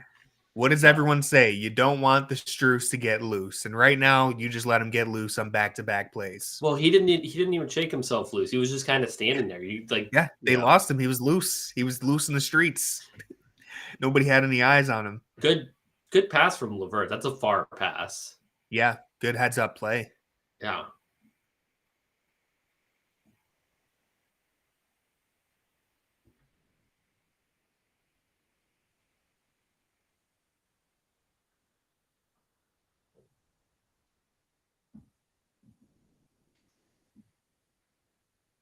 Are they going to France or something? I was going to ask, what's with this theme tonight? They're doing a lot of France stuff. Wine? I'm going to look it up. Maybe they are. That's not making it more like wine. Paris game? Oh, yeah. They play January 23rd. They play 2 games in Paris. Hey, we only played 1 game. How come they get 2? Oh, they're playing the Spurs. Seems a little biased.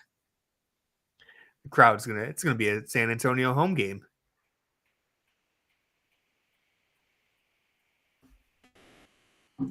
We'll see. Maybe Indiana ends up becoming a 70-win team next season because the Cavs talk all about that Paris trip unlocking something with this team.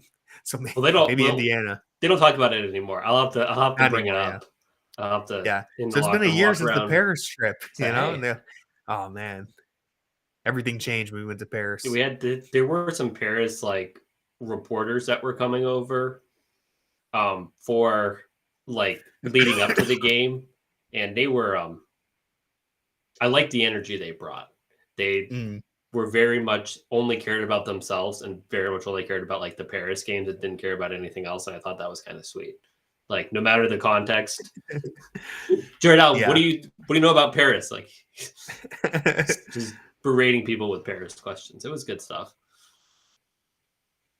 Remember, like they were waiting to ask Donovan a question. Like the PR person like announced like last question, and he had like the microphone up to Donovan and just like left. Like he says, "I'm out. Like if I can't ask my question, I truthfully don't care." So that was pretty sick.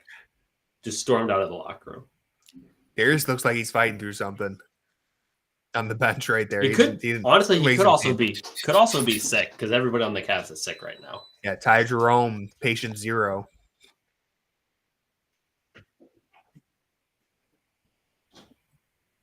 Yeah, they were before last game in the locker room. They were bringing out like all of these like smoothies for like sick people that were supposed to help them like clear up their congestion. It was like, that's not good.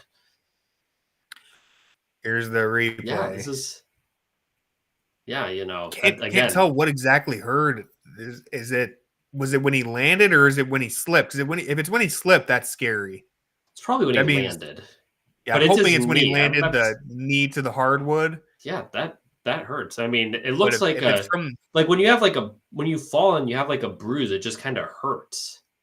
Yeah. Like so I'm hoping it's that rather than any ligament thing when he slipped before he hit the ground. And I don't think they would let him keep playing if it was like not a bruise, you know what I mean? Like a bruise, I don't think I don't know anything. So let's see if he ends up coming back in. Because if he's on the bench, he's going to come back in. Strus, nice job getting to the rim here. He's out the Tides. He out TJ McConnell. It's true.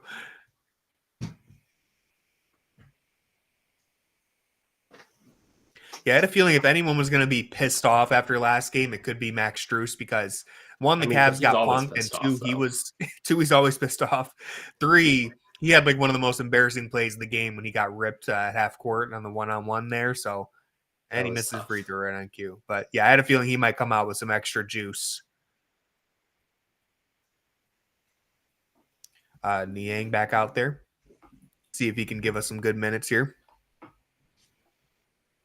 I mean, the Cavs are taking advantage. They're up 8. Yeah. It's been a good quarter so far.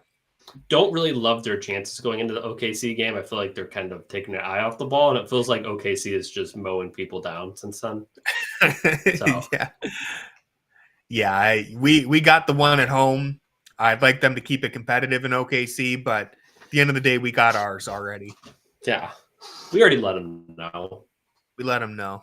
Yeah. How many times can you really let them know? I mean, unlimited. I think that's what we're finding out.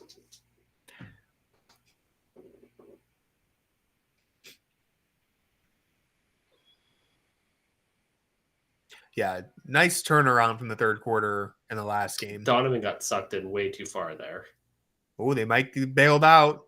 Yep, they got bailed out. But yeah, I agree. Because once he kept getting sucked in, and then he just completely forgot that he was in a zone. Yeah, he's very out of position. Yeah. Ended up in a turnover there, so the Cavs get bailed out. But again, keeping an eye on the process here. Dan, let's calm down, okay? What are we? Come on, Niang. Here we go, bang, George. Bang. Here we go. He's playing at a B- right now. Actually, I don't know where he's at, but feels like a B- to me. I feel like your grades are going to be chaotic today after I've been bullying you all day. It might be. I don't know where to. You'll be like, Jarrett Allen, C-. Evan, bang. Hey, 3 threes this quarter. Also, you always give Evan a better grade than you probably should. He's balling, man. I think. Well, here's what I think what I need to do is I need to adjust your standards. Yeah, that's what I was going to say because we base them on our usual expectations. I think this season we're at the point where I'm not expecting 15 points per game from Mobley anymore. I'm expecting about 18. So I need to adjust that. Yeah, you judge him on 2023 standards. Yeah. So I probably need to adjust that a little bit. Yeah. The ceiling is the roof for Evan Mobley. People, that's actually what Michael Jordan was talking about in 2017. That might have been earlier than 2017. That was a while ago. Yeah, when was that? I was about to say, I think that was that might have been the same time the Jordan meme was really oh my popping God. off. So that might have been 2016. Yeah. That might have been way too long ago. Might have been 2016, yeah. Yeah. It's hard to tell because he was wearing like a really baggy shirt and baggy jeans, but that doesn't really place him in any era. So that could be any time. that could, could have been 1995 for all we know. And he was bald. Darius Garland was hit in the face by a rogue basketball, I was just told on Twitter. Is that why he was holding his face? I didn't see it happen. What is a rogue basketball? They're playing basketball. There's only one of them out there. I don't know. Yeah, I mean, and he's been hitting him in the head himself on it. purpose. So I don't know. You can't trust Twitter. I didn't see it. You have people like Tony Pesta talking about him. Okay. Well, I trust this person. He's been keeping track of every time Darius Garland gets hit in the face. Has he? Yeah. I don't know what the count is, but we add another one to the count now.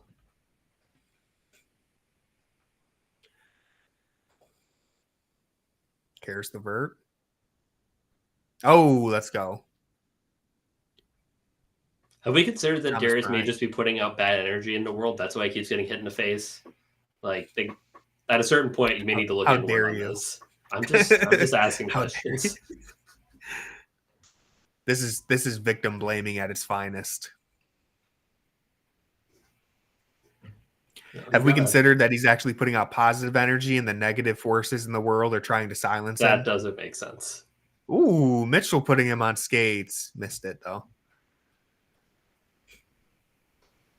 Real journalist. Ask Darius that the next time. Do you think you're being hit in the face because of something you're doing? Is it something that you're bringing to the world that people are hitting you in the face? I'll first ask everybody else in the locker room, but I'll ask like really loudly so they know that. So Darius knows that it's coming. Too much chance to prepare. I would love to see Max Strus's face if you asked him that about Darius. Tristan might come over and punch me in the face. Whoa! Oh my lord, that spin move was quick. Wow, that might be the best spin move of his career. I can't remember too many spin moves in his career, so I can't remember too many that don't end in him stumbling to the floor. But no, he's got a pretty nice spin move near the basket, but that was like the best off the dribble one. Oh, are you gonna like give a grade to the 2-3 zone? I think that you should throw the 2-3 zone in there to say, is it playing at like a B+ right now? Maybe even better. Yeah, maybe you can just throw that in there. See if anybody notices it. Like throw it in, like not at the end, just throw it in like after Caris LeVert, like in the middle where people like start to like check out. Oh my goodness, that spins even better because Jarrett Walker was like holding his arm and he just alligator rolled him. That was nasty. All-star Evan Mobley. Yeah, I like the zone because it's putting Thomas Bryant in a position where he has to make a play. He did right there, but like it's just you see why they're doing it. Yeah, it's working. Nice aggressive take from Donnie. Obi Toppin was on his back foot, clearly continuing to create some upright stance here. We were bordering on a Cavaliers for a little bit here. I think the momentum is bubbling up, but it's just not. Don't like being at the top here, but we haven't gotten the stops. They've gotten stops. Well, I mean, we haven't like strung them together with the scoring to like really build a Cavaliers, but it's been more steady is what I mean. Like we've been slowly building that momentum, but it hasn't been like a big 2-minute stretch where Indiana can't score. It's snowing like 2 inches an hour, Yeah, like that's a good way to put it. Kings getting blown out by the Bucks. Sacramento was playing pretty good recently. All the middle tier of the Western Conference is very fraudulent. They're Eastern Conference-esque. Yeah, it's crazy over there. They don't have good teams like the Bulls. Philadelphia only down by 10 now. They've cut into it a little bit. 8 minutes left in that game. Could be an addition by subtraction situation on our hands. Pete Nance in, Joel Embiid out. Positives. Phoenix has come back. It's a 3-point game over there. Pete Nance has I don't know if he's played since we last looked. He's at 9 minutes played, so I don't know how much he played in the first half. Maybe he's gotten in a little bit in the third quarter. Ooh, but yeah, don't like that, Donovan. You cannot get. Yeah, that's a timeout, Donovan. You can't get. What is that? What do we call delay it? Delay game.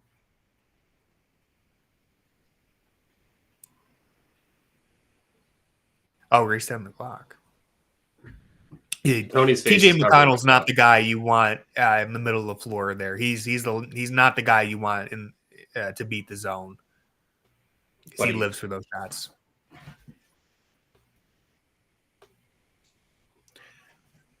Cavs not really phased by the full court pressure in the third quarter here. Oh, cares. There you go, Donnie. That's how you finish it. Was that a dunk? Yeah. Yeah, by the definition, yeah, but I hear you. Good rotation. I mean, that's that tough finish from Toppin there. So that was the good. Cavs have had Toppin take some tough shots. Yeah, he took like a kind of a off the dribble 3 earlier. Those are the shots you wanted them to take. And hey, I was looking for 130. Ooh. They could definitely get 130. Oh no! End of the quarter, Karras. He passed it. Oh man, Karras should have shot it. All right, in line for 130. He's talking to someone too. Yeah, definitely in line for 130. Definitely in line for the free French fries at 120, barring a collapse. Evan Mobley with the 3 threes in that quarter. The big block on Miles Turner, the nasty spin move. One of the more exciting quarters for him. The Charger about to throw away a lead. Uh-oh. They're up by like 10 with like 2 minutes left. Now they're only up 3 with 31 seconds. They wasted a whole shot clock. They have 1.1 seconds to it out of bounds. They have 1.1 seconds to get a shot. Baseline out of bounds. Oh, the alley-oop to no one. Yeah. All right. Charge have 30 seconds. That happened last year. I think the game that Isaiah Mobley made the game-winning shot, they were. Or was it Pete Nance? Yeah, come on. Everyone knows it was Isaiah Mobley, Jackson. What are you talking about? But yeah, they were up by like 15 with like a minute and a half in that game, and it ended up being tied with like 1 second left. That's what happens in the G League. Yeah, it's crazy. Bad offenses that play really fast just, lend themselves to things like that. All right, we got a timeout. I got to give Dan the context for that joke there. So I was at that game. I was recording the last possession through my phone, and I'm going to be real with you, man. Looking through my phone screen, it's a tiny little screen. It's like worse when you explain it like this. It's worse. You just said I made a mistake. I made a mistake. I'm building up how I made my mistake, though. I thought it was Pete Nance, so I tweeted out the video saying Pete Nance game winner, but that's not the worst part. It was like 9 minutes. Yeah. It was up a while. It's not the worst part. Well, it was up a while because we went back to the media room to talk to people, and we ended up talking to Zaire, and I asked him who had the better dunk, you or Pete, and he looked at me and he said, Pete? Like, what? When did Pete dunk? And I looked at, the other reporters there, and I'm like, and then thankfully Zaire was like, no, that was me on both dunks, because he threw down like a putback dunk and a windmill. So he was like, no, I had the other one. So he saved me, and I was like, yeah, that's what I meant. So he didn't know that I messed up the Isaiah Mobley dunk. And then after he left the room, I looked, I was like, did Pete Nance not dunk that game winner? They're like, no, man, that was Isaiah Mobley. I'm like, in my defense, the media section, you don't get the best view. I was looking through my phone, but yeah, thankfully I escaped without it being too embarrassing. You get a good enough view. Totally thought it was Pete Nance. Well, it was also like, listen, he dunked over like 2 people. It was crowded down there. I couldn't tell who was dunking it. It looked like Pete Nance. I saw a tall, lanky, light-skinned dude throw it down, and I thought it was Pete. But yeah, shout out to Isaiah Mobley. That was a really awesome dunk for the win. You don't see a game-winning poster very often. Yeah, well, Isaiah Mobley is 1 of 1. True. Shout out to Zaire for helping me out there, because he definitely could have been way more awkward. But he was like, "Oh no, I think you mixed up the windmill I had." I was like, "Yeah, that one." I didn't even know he had 2. Actually, no, I did. I remember. He threw down 2 great dunks. Yeah. I thought you were Pete Nance. He looks nothing like Pete Nance. Charge update: the Skyhawks, they went for a 2, got fouled, missed. So at the free throw line now, 2-point game.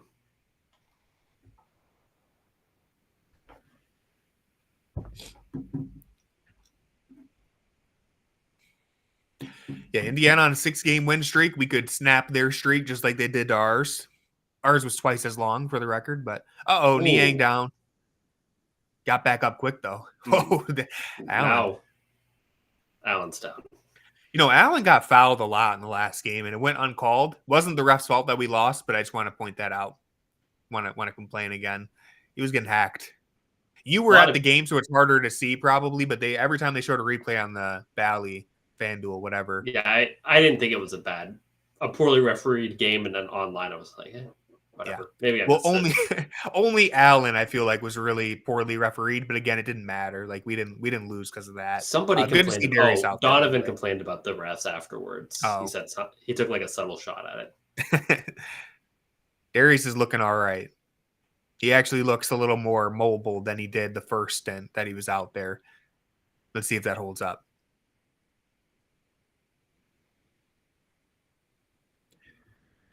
All right, good cut from Niang. Bang, bang.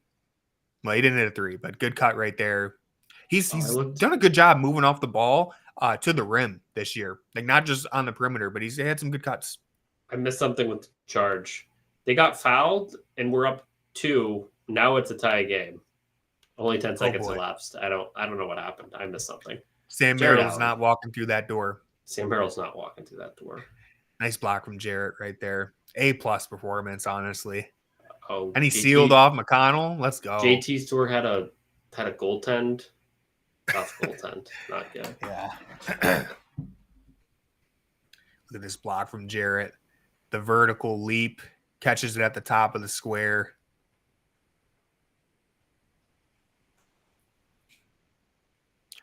$10 points, 5 rebounds, 2 assists. This is like a B performance from Allen up to this point. Is that what would you give him? Well, like a B-. Okay, yeah, so we're about the same page. See, the thing is, you give people A's when they just do their standard. I think B is when you just do your job. I think like that's how I always interpreted it. Like a B is like, hey, you did your job. Oh, and then like an A is like, hey, you went above and beyond, man. Like I think you went above and beyond. Well, I think the main person who I would say that with is maybe Evan. I've been giving it to them. I've been giving Evan A's for what should be his usual standard, as we mentioned earlier. I think you give Darius a lot of A's too. Well, I gave him an A when he scored 40, and some people thought that was too high. He had 40. All right. Charger holding for the last shot here. There he is. Nice move. N1. All right, 7, 6. Jules Bernard trying to create something. Give it to JT Thor for 3. No. Rebound. No.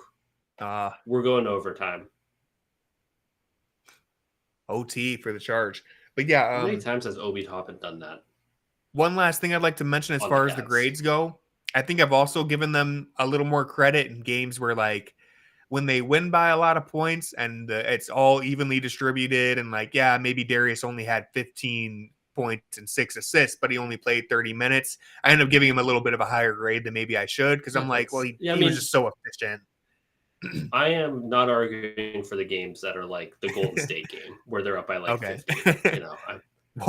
Niang was like a cornet contest, but it was like a legitimate attempt. I like the two-hand. Good job, Struce coming in, stealing it, establishing himself back in bounds, getting it. Defense is getting active. Woo-hoo-hoo! Garland. Give it back to him.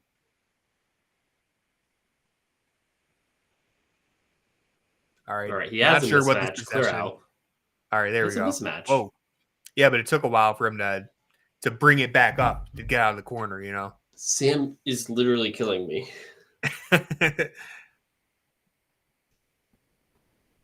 Nice, Jarrett. That's an A- after that. Yeah, rushed it. Jackson, can you text Sam? Just be like, hey, everything all right? If you need anyone to talk to.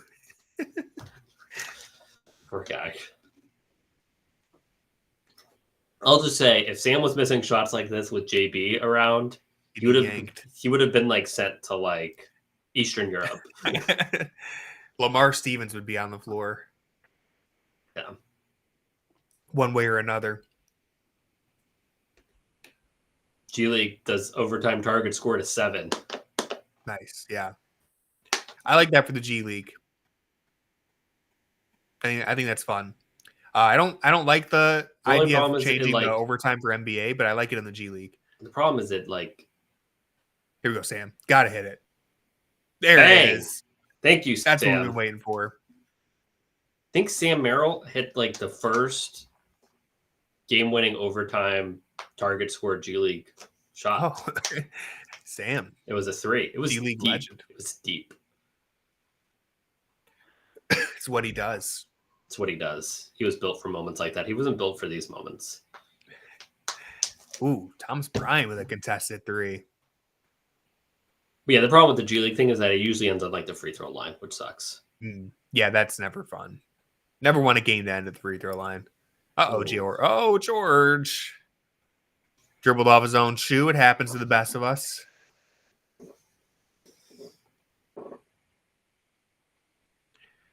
Yeah, this was a good read from TJ McConnell that, jumps up in the air, recognizes there's a man open, and that's a contested 3 from Bryant. Yeah, so. I mean, I think you'll live with that.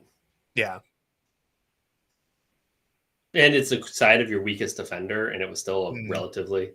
You won't live with that. I think that was the one pass open shots. You can't do that. Yeah, without even getting much dribble penetration, no dribble penetration, not even. Yeah. All right, Indiana not going away. They're not going to roll over. It's a very competitive team. Their record's not great, but they're very competitive. They fight hard. We saw both games, and this game's gonna be the same thing. Charge it a 3. They're only 4 points away. Let's go. JT Thor is going to ice it. They just let a really easy basket. So, so up 1. But it's a numbers game, You just, geez. They just threw it straight inbounds to the other team. I don't know what that was. Just the guy who was throwing it to wasn't even like across half court. It was like a bounce pass. All right. No harm, no foul. I don't like the filters on like random people in the crowd. I just don't see the joy in that. At least this one's some of the filters are wild. This one's not too crazy. Twitter is calling Niang a war criminal. So, well,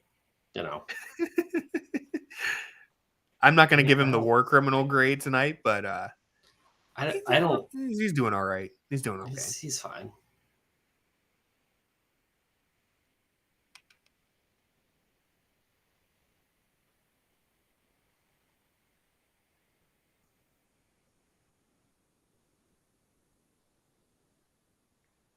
They like to see the Cavs close with the core 4 and Strus, probably. I know I'm not sure how much time's left. I don't think they're quite to the closing There's lineup 7 yet, minutes left, so no. Yeah. So there's still a couple more minutes before we get to that. But I'm thinking it's Strus in the closing lineup here. You could go Wade, but I feel like Strus has it going. So that's what I would be looking for. Yeah, Wade hasn't really. I think the argument for Wade would be his ability to handle Siakam, but I wouldn't say he's like Siakam seems like he's been okay, and they're probably going to go with a the zone. I'm assuming they're. Ooh. Wade could help with rebounding, maybe. I don't think they're getting crushed on the glass, but they've given up a couple offensive rebounds. But I'd go Strus.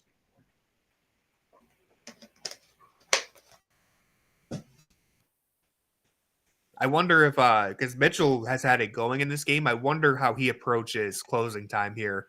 Typically, we've seen Darius get the keys, but I wonder if we run this game through Mitchell down the stretch. If it's close, it's a 7-point game. Should give the keys to Max.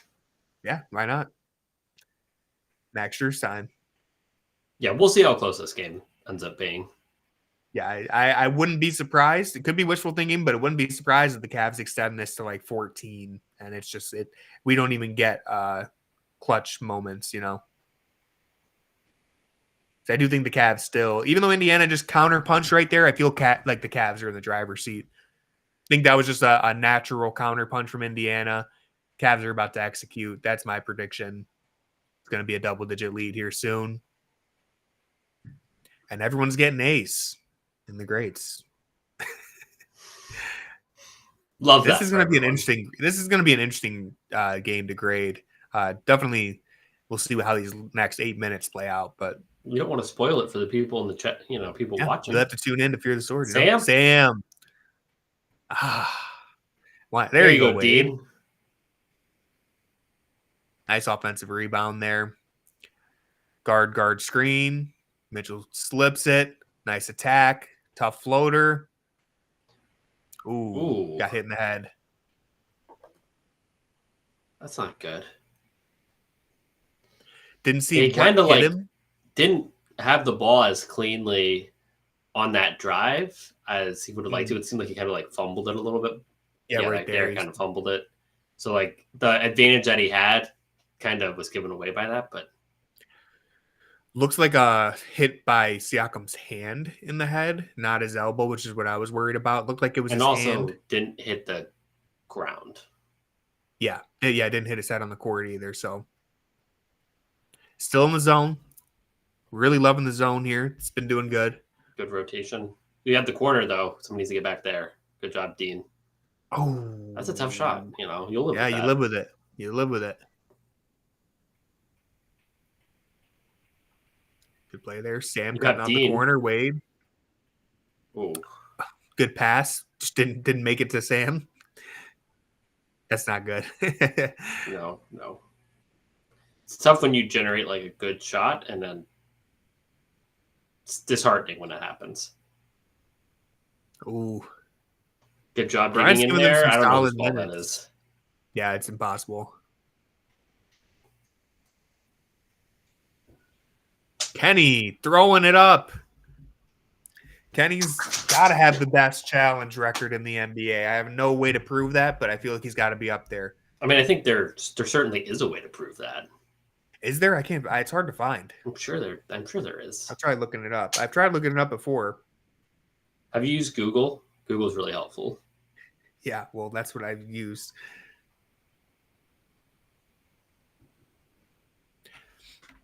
It looks like it's off of Indiana, but I don't see it.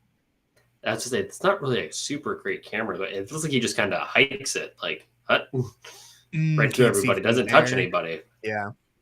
So you can find the overall coaches challenge numbers, but I don't like that's on NBA.com. I don't know how to find like by each individual coach. Oh, like what's Kenny Atkinson's record? Who leads the NBA in coaches challenges, like successful ones? But if you're wondering, overall, 59% of challenges end up successful, which is a little higher than it's about where I'd probably guess. I don't know if I would have expected it to be higher or lower. Your best chance of winning a challenge is an out of bounds call. 75% of the time you get it overturned. The Skyhawks just hit a 3. They bring them within one of the target scores. Wow, this game's still going. The Charge trying to get to 7 points. The Charge are 3 points away from the target score, and they'll have the ball. So, do you go for the dub? Do you, always go? Do you try to get a 2 and play some defense? The thing is, it's every time it's tough to get a dub with a 3 because everyone oversells 3. It's kind of like, when you're up, Yeah. When it's win by 2. Do the Skyhawks foul? It's risky. I don't. The thing is, you can't foul because you still need to score, so you're not playing against the clock. So it's just really tough to foul, or you have to have a lot of confidence in your offense because you're just letting maybe I don't know. I'll let you know if they foul. I see the argument for it because you're getting a guaranteed chance to win the game. Mm. But if you don't win it on that possession, if you don't win it the next possession, then they have a chance to win it with a 2. Yeah, which is a lot easier than winning it with a 3. I think you probably try to. I would, if I was the coach, I would try to trust the defense there. But I see the argument. You oversell to stop the 3s. JT Thor dribbling. Oh, they did foul. I think they had a foul. They had a foul to give though. This is a very long replay review. This is a long replay review. Here we go. Successful challenge. That's tough to really see. Yeah, that like they didn't give us any good angle. But a successful challenge. Kenny Atkinson, still the best in the league. Yeah, I guess he the chart. They did foul him. Oh, they did. Yeah. Gilliard got inside and made a beautiful pass out to the corner for what would have been an open three, but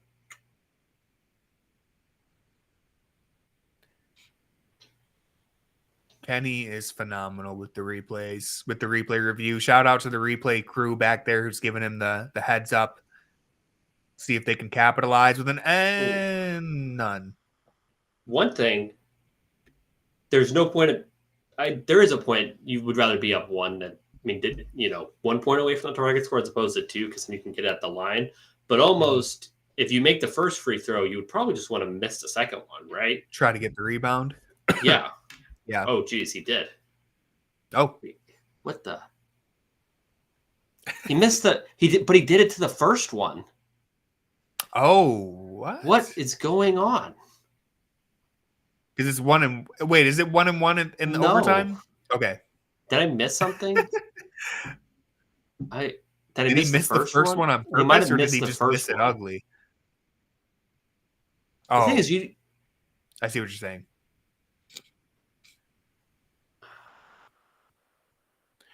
It's a lot happening here.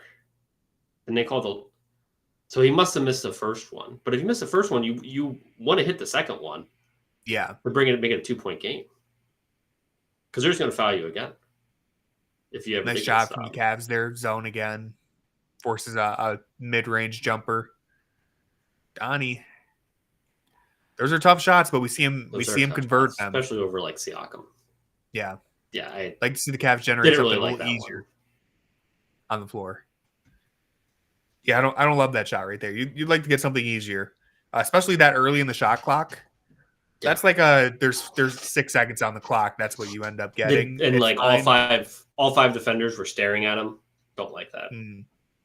I don't know if they're bringing Wade back into close or they're. I don't know. I don't know. He might be done. Yeah, maybe the only other change we see here is Strus coming in for LeVert at probably like the 4 or 3 minute mark. It's an offensive foul. Hooked him. Yeah. Yep. Game winner for your College Park Skyhawks. Yikes. Charge, take a tough that out. was also a travel too.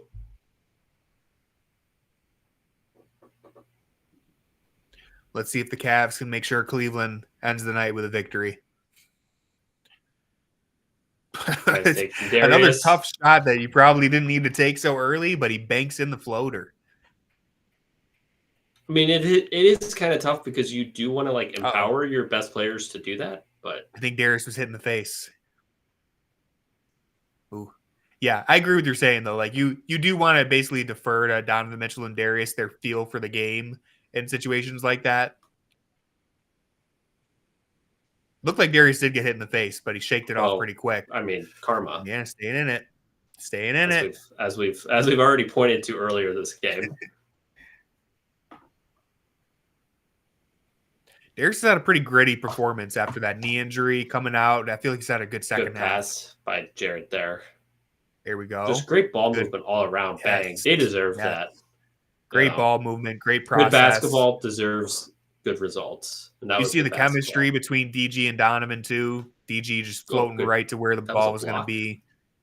I don't even think Donovan could really see him too well out the corner of his eye, but he just knew DG was going to fill that spot. I think the most impressive part was the Jarrett Allen pass. He kind of calmly he's talked about getting 2 feet on the ground and making passes like that where like basically just like stopping and processing it. And like you saw that there.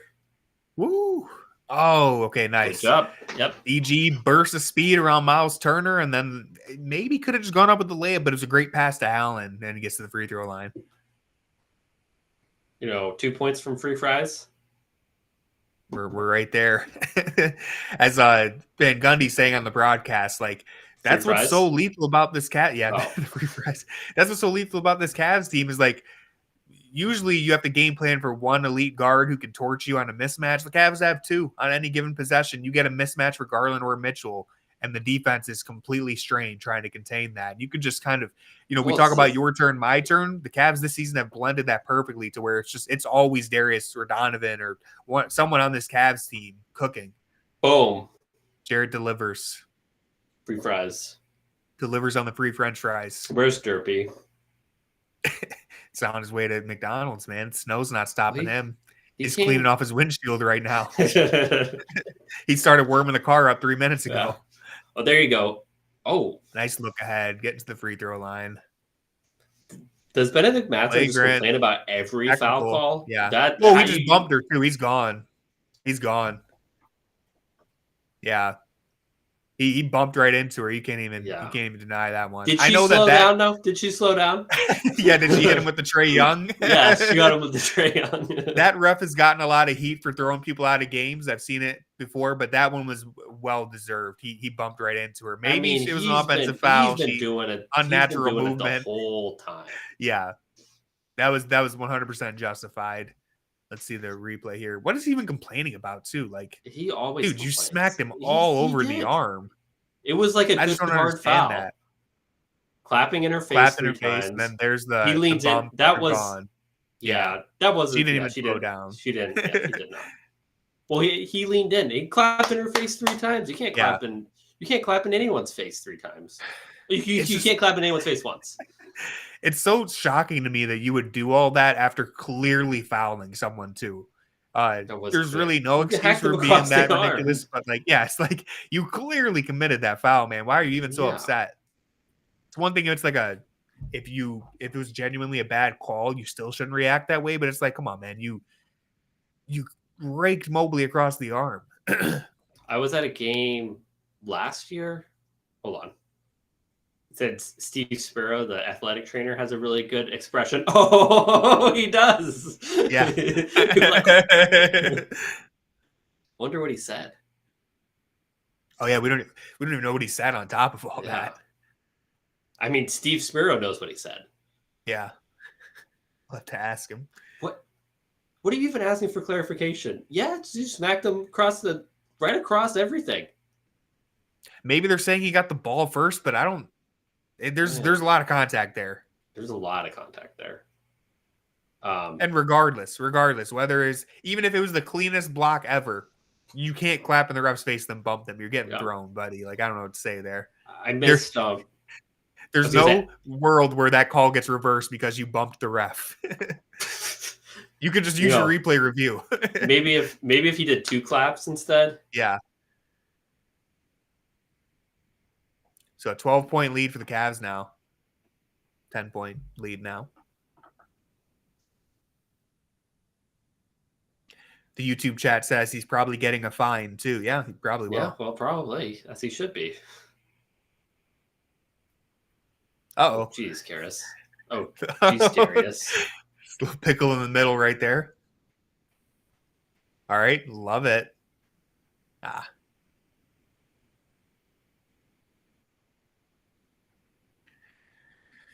All right, nice. Let's get a bucket here. Say goodnight. I need a DG kiss of death. Almost like to slow it down a little bit.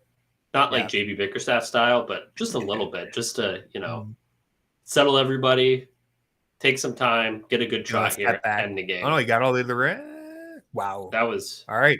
Whoa, Karis is getting ahead of himself a little bit. Karis needs to get some of that, like the baby powder for his hands. Like, it seems the ball's just slipping. All right. The ball understands that Karis LeVert has been possessed by a bad spirit and is just trying to get away. I might be okay with calling a timeout here. I'm just saying, guys, let's I would have liked Strus in there instead of LeVert at this point. Karis misses tie. Double, give it to Jeez. They built a nice cushion with the 10-point leads. They're going to get away with this. Nice. They will. Some really bad offense down the stretch here. Yeah. Bad process. Mobley, please. Lob. Evan? Let's go. There we go. And it with a big-to-big lob. Game. How could you go wrong? Was it pretty? Not quite, but will it be a double-digit victory? Probably. So, Yes, sir. Well, you never know. If they end up I don't think they're going to put the garbage unit out there just yet, but good game overall, though. Is it the prettiest win? Nowhere near it, but this is like a solid victory. Like I mentioned this on our podcast, the Junkyard Pod. You guys should go check it out. The Cavs, they've spoiled us a little bit this year. Just because you're the best team in the NBA doesn't mean you're going to blow out every team. More often than not, you're going to get into games like this.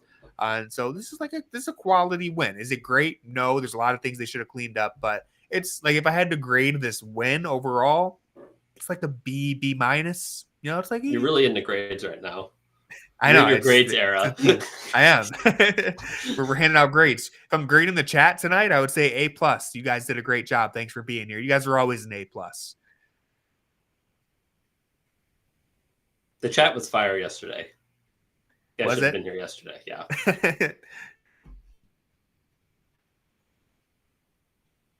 I had to grade Tony's grades. I would grade them a C for Cavs. You had me in the first half there. I was like, damn, I lost Demo.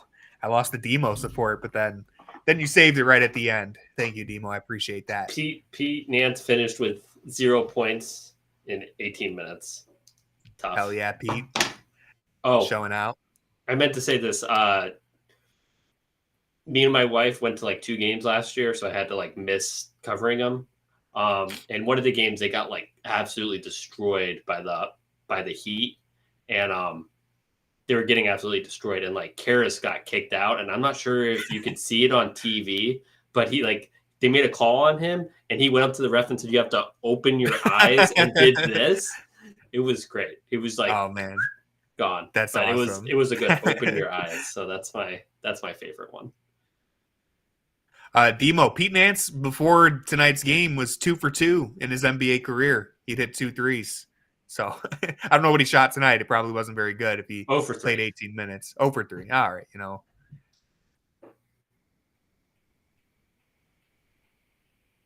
Oh yeah, his first. Oh, so he was getting thrown out regardless. I thought he got because he got the tech for hanging on the rim. So that first tech would have got him out regardless. I thought he got a tech and then was thrown out after the bump, but no, he was gone.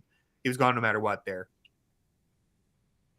Love the Cavs on the TNT stage, giving a double-digit victory, handing it out. Would like a 130. Probably not going to get that. I would love 130. Hey, who's going to come off the bench and hit that 3?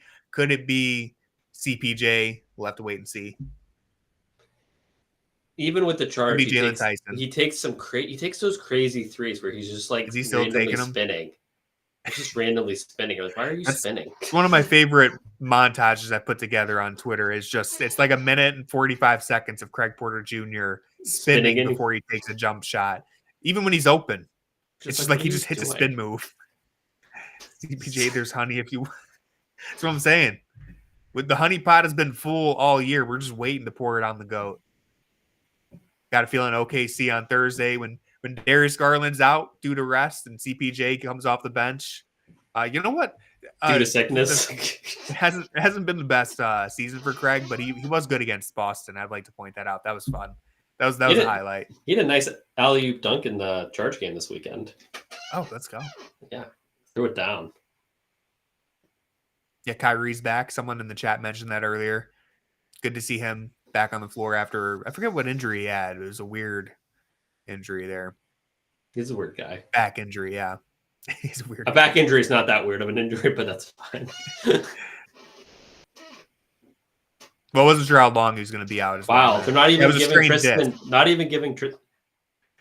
Jerome, if you're sick, you should be in bed. What are you doing? Dapping everybody up. Where's the hand sanitizer, man? Yeah, you can't. What do you make sure Donovan doesn't touch his face. He just dapped up Ty Jerome. Yeah. Go to bed. Get some sleep, man. People forget Thompson not being out there. Disrespectful. Played for the Pacers. Oh my God. Okoro, his first 3 since December 16th is coming up. Pull it. He's not going to shoot a 3. That's what you think. Jaylen Tyson might. Oh, you had it, Jaylen. Shoot it, Craig. Give him the spin. First. Give him the spin. Here comes spin off the screen. Oh, here it is, spin. Spun. Oh, did he throw a bounce pass to the corner? Why are you going inside? This is like the last. I don't think he meant to bounce past that, but I've never seen a bounce pass kick out to the corner. It sounds like gamblers. We want maybe I took the Okoro over one or half a 3-pointer tonight, you know? That'd be the dumbest bet you. Whoa. Oh, jeez. Sam wanted the 130. Kings legend, Tristan Thompson. Yeah, I do remember that. Celtics legend. Who else did he play for? I think that might be at ESPN. Lakers legend, Tristan Thompson. Oh, yeah. No, actually. No.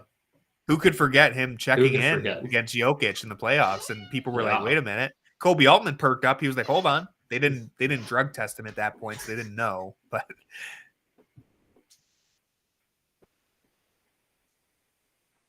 okay, Cavs, I need 3 more points out of you just for my personal agenda. Yeah, Johnny Furphy. I remember Cavs fans were interested in him during the draft cycle. I wanted him. He was my guy. Yeah, he's not. I don't know what he's doing in Indiana. I haven't seen him much, but he seemed like a decent prospect. Demo did not want him. I didn't have him on my top wish list, but he seemed all right. I read like 2 draft profiles, so I felt like I was pretty deep in the process there. Yeah, let's be clear. I'm not a draft guy either, so I don't like to be held accountable for my draft takes because I don't watch college ball. I don't even like putting in effort to like even read about the draft. So I'm like reading like the little snippets from like the Ringer. I'm like, 690 shoots. Shades of James Harden. All right, sure. Okay. It's a good guy, yeah.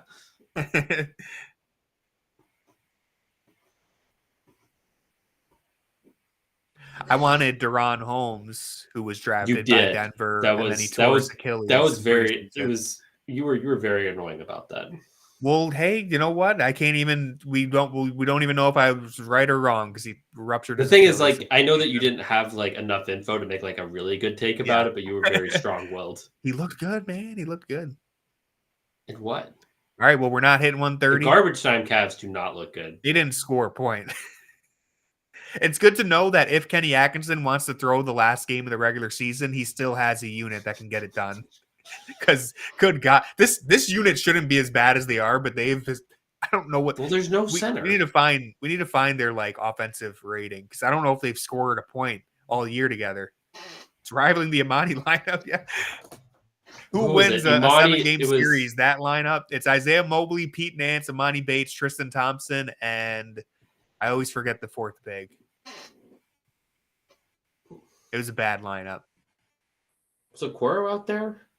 No, it was 4 centers. It was Pete Nance, Isaiah Mobley, Tristan Thompson. Who else did we have? Any other centers? No, it had. I know it was 4. I'm almost positive it was 4 centers. Let me see. I can pull it up real quick. Maybe I'm wrong. I could be wrong. I mean, you have to be. I'm pretty sure it was like Isaac. Thanks for believing me. It wasn't Wade. No, I'm telling you, I'm pretty positive it was 4 centers. Yeah, we already. Yeah, Pete, Nance, Isaiah, Tristan. Isaiah. I'm pulling up the box score for that game right now. I'm pretty sure it has to Damian Jones. D. Jones, that's Damian Jones, right? Yeah, Damian Jones was out there. I forgot he was on the team last year. He was on the team last year? Yeah. I remember. I kind of forgot, but yeah, he was on the team last year. So yeah, it was Damian Jones, Tristan Thompson, Isaiah Mobley. Oh yeah, he was on the team. Damian Jones. Yeah. He had like maybe a few moments where he played in the first half of the season and then was complete like Tristan. That was when we realized Tristan Thompson, off the PEDs, is a better option. Yeah, that was. Yeah, he's in China now. People forget about Damian Jones. I had to double check it was even the right D Jones. Yeah, I was like, that's. Wow. See, I knew there's 4 bigs out there, but you know what? Well, I'm gonna grade this stream an A+. Good for you. I wasn't sure if it was. I wasn't sure if it was like, you know, they actually had 4 bigs or they had like 4 people who couldn't handle the ball. So that puts Isaac Okoro back in play. Isaac would have never lost that game. And on that note, on that note, Thursday, be here. Are you doing a stream tomorrow? I think so. I forget what game it is. I had it written down. So I'll get that. I'll get that Tony's scheduled streaming here. tomorrow. Yeah, Be there to I hang think out it with was like Tony an 8:00 because game. he's going by himself. So you always need extra support when you're going by yourself. I'll be solo, but I know I can count on the chat to be here with me. Thank you to everyone who tuned in today. If you're not already following Fear the Sword on Playback, please consider doing so. We really appreciate the help. We appreciate you guys being here. Cavs back in the win column. Go to fearthesword.com. Yeah. Some articles up today. Check out Fear the Sword. Check out our recap, the grades incoming. Check us out on YouTube. We do the Junkyard Pod. Sub to me. When you sub to me, you're also subbing to Jackson pretty much because he's a member of the pod. So follow us on Twitter, do all that good stuff. We appreciate you guys. And that's all I got to say. Go Cavs. I agree. Go Cavs.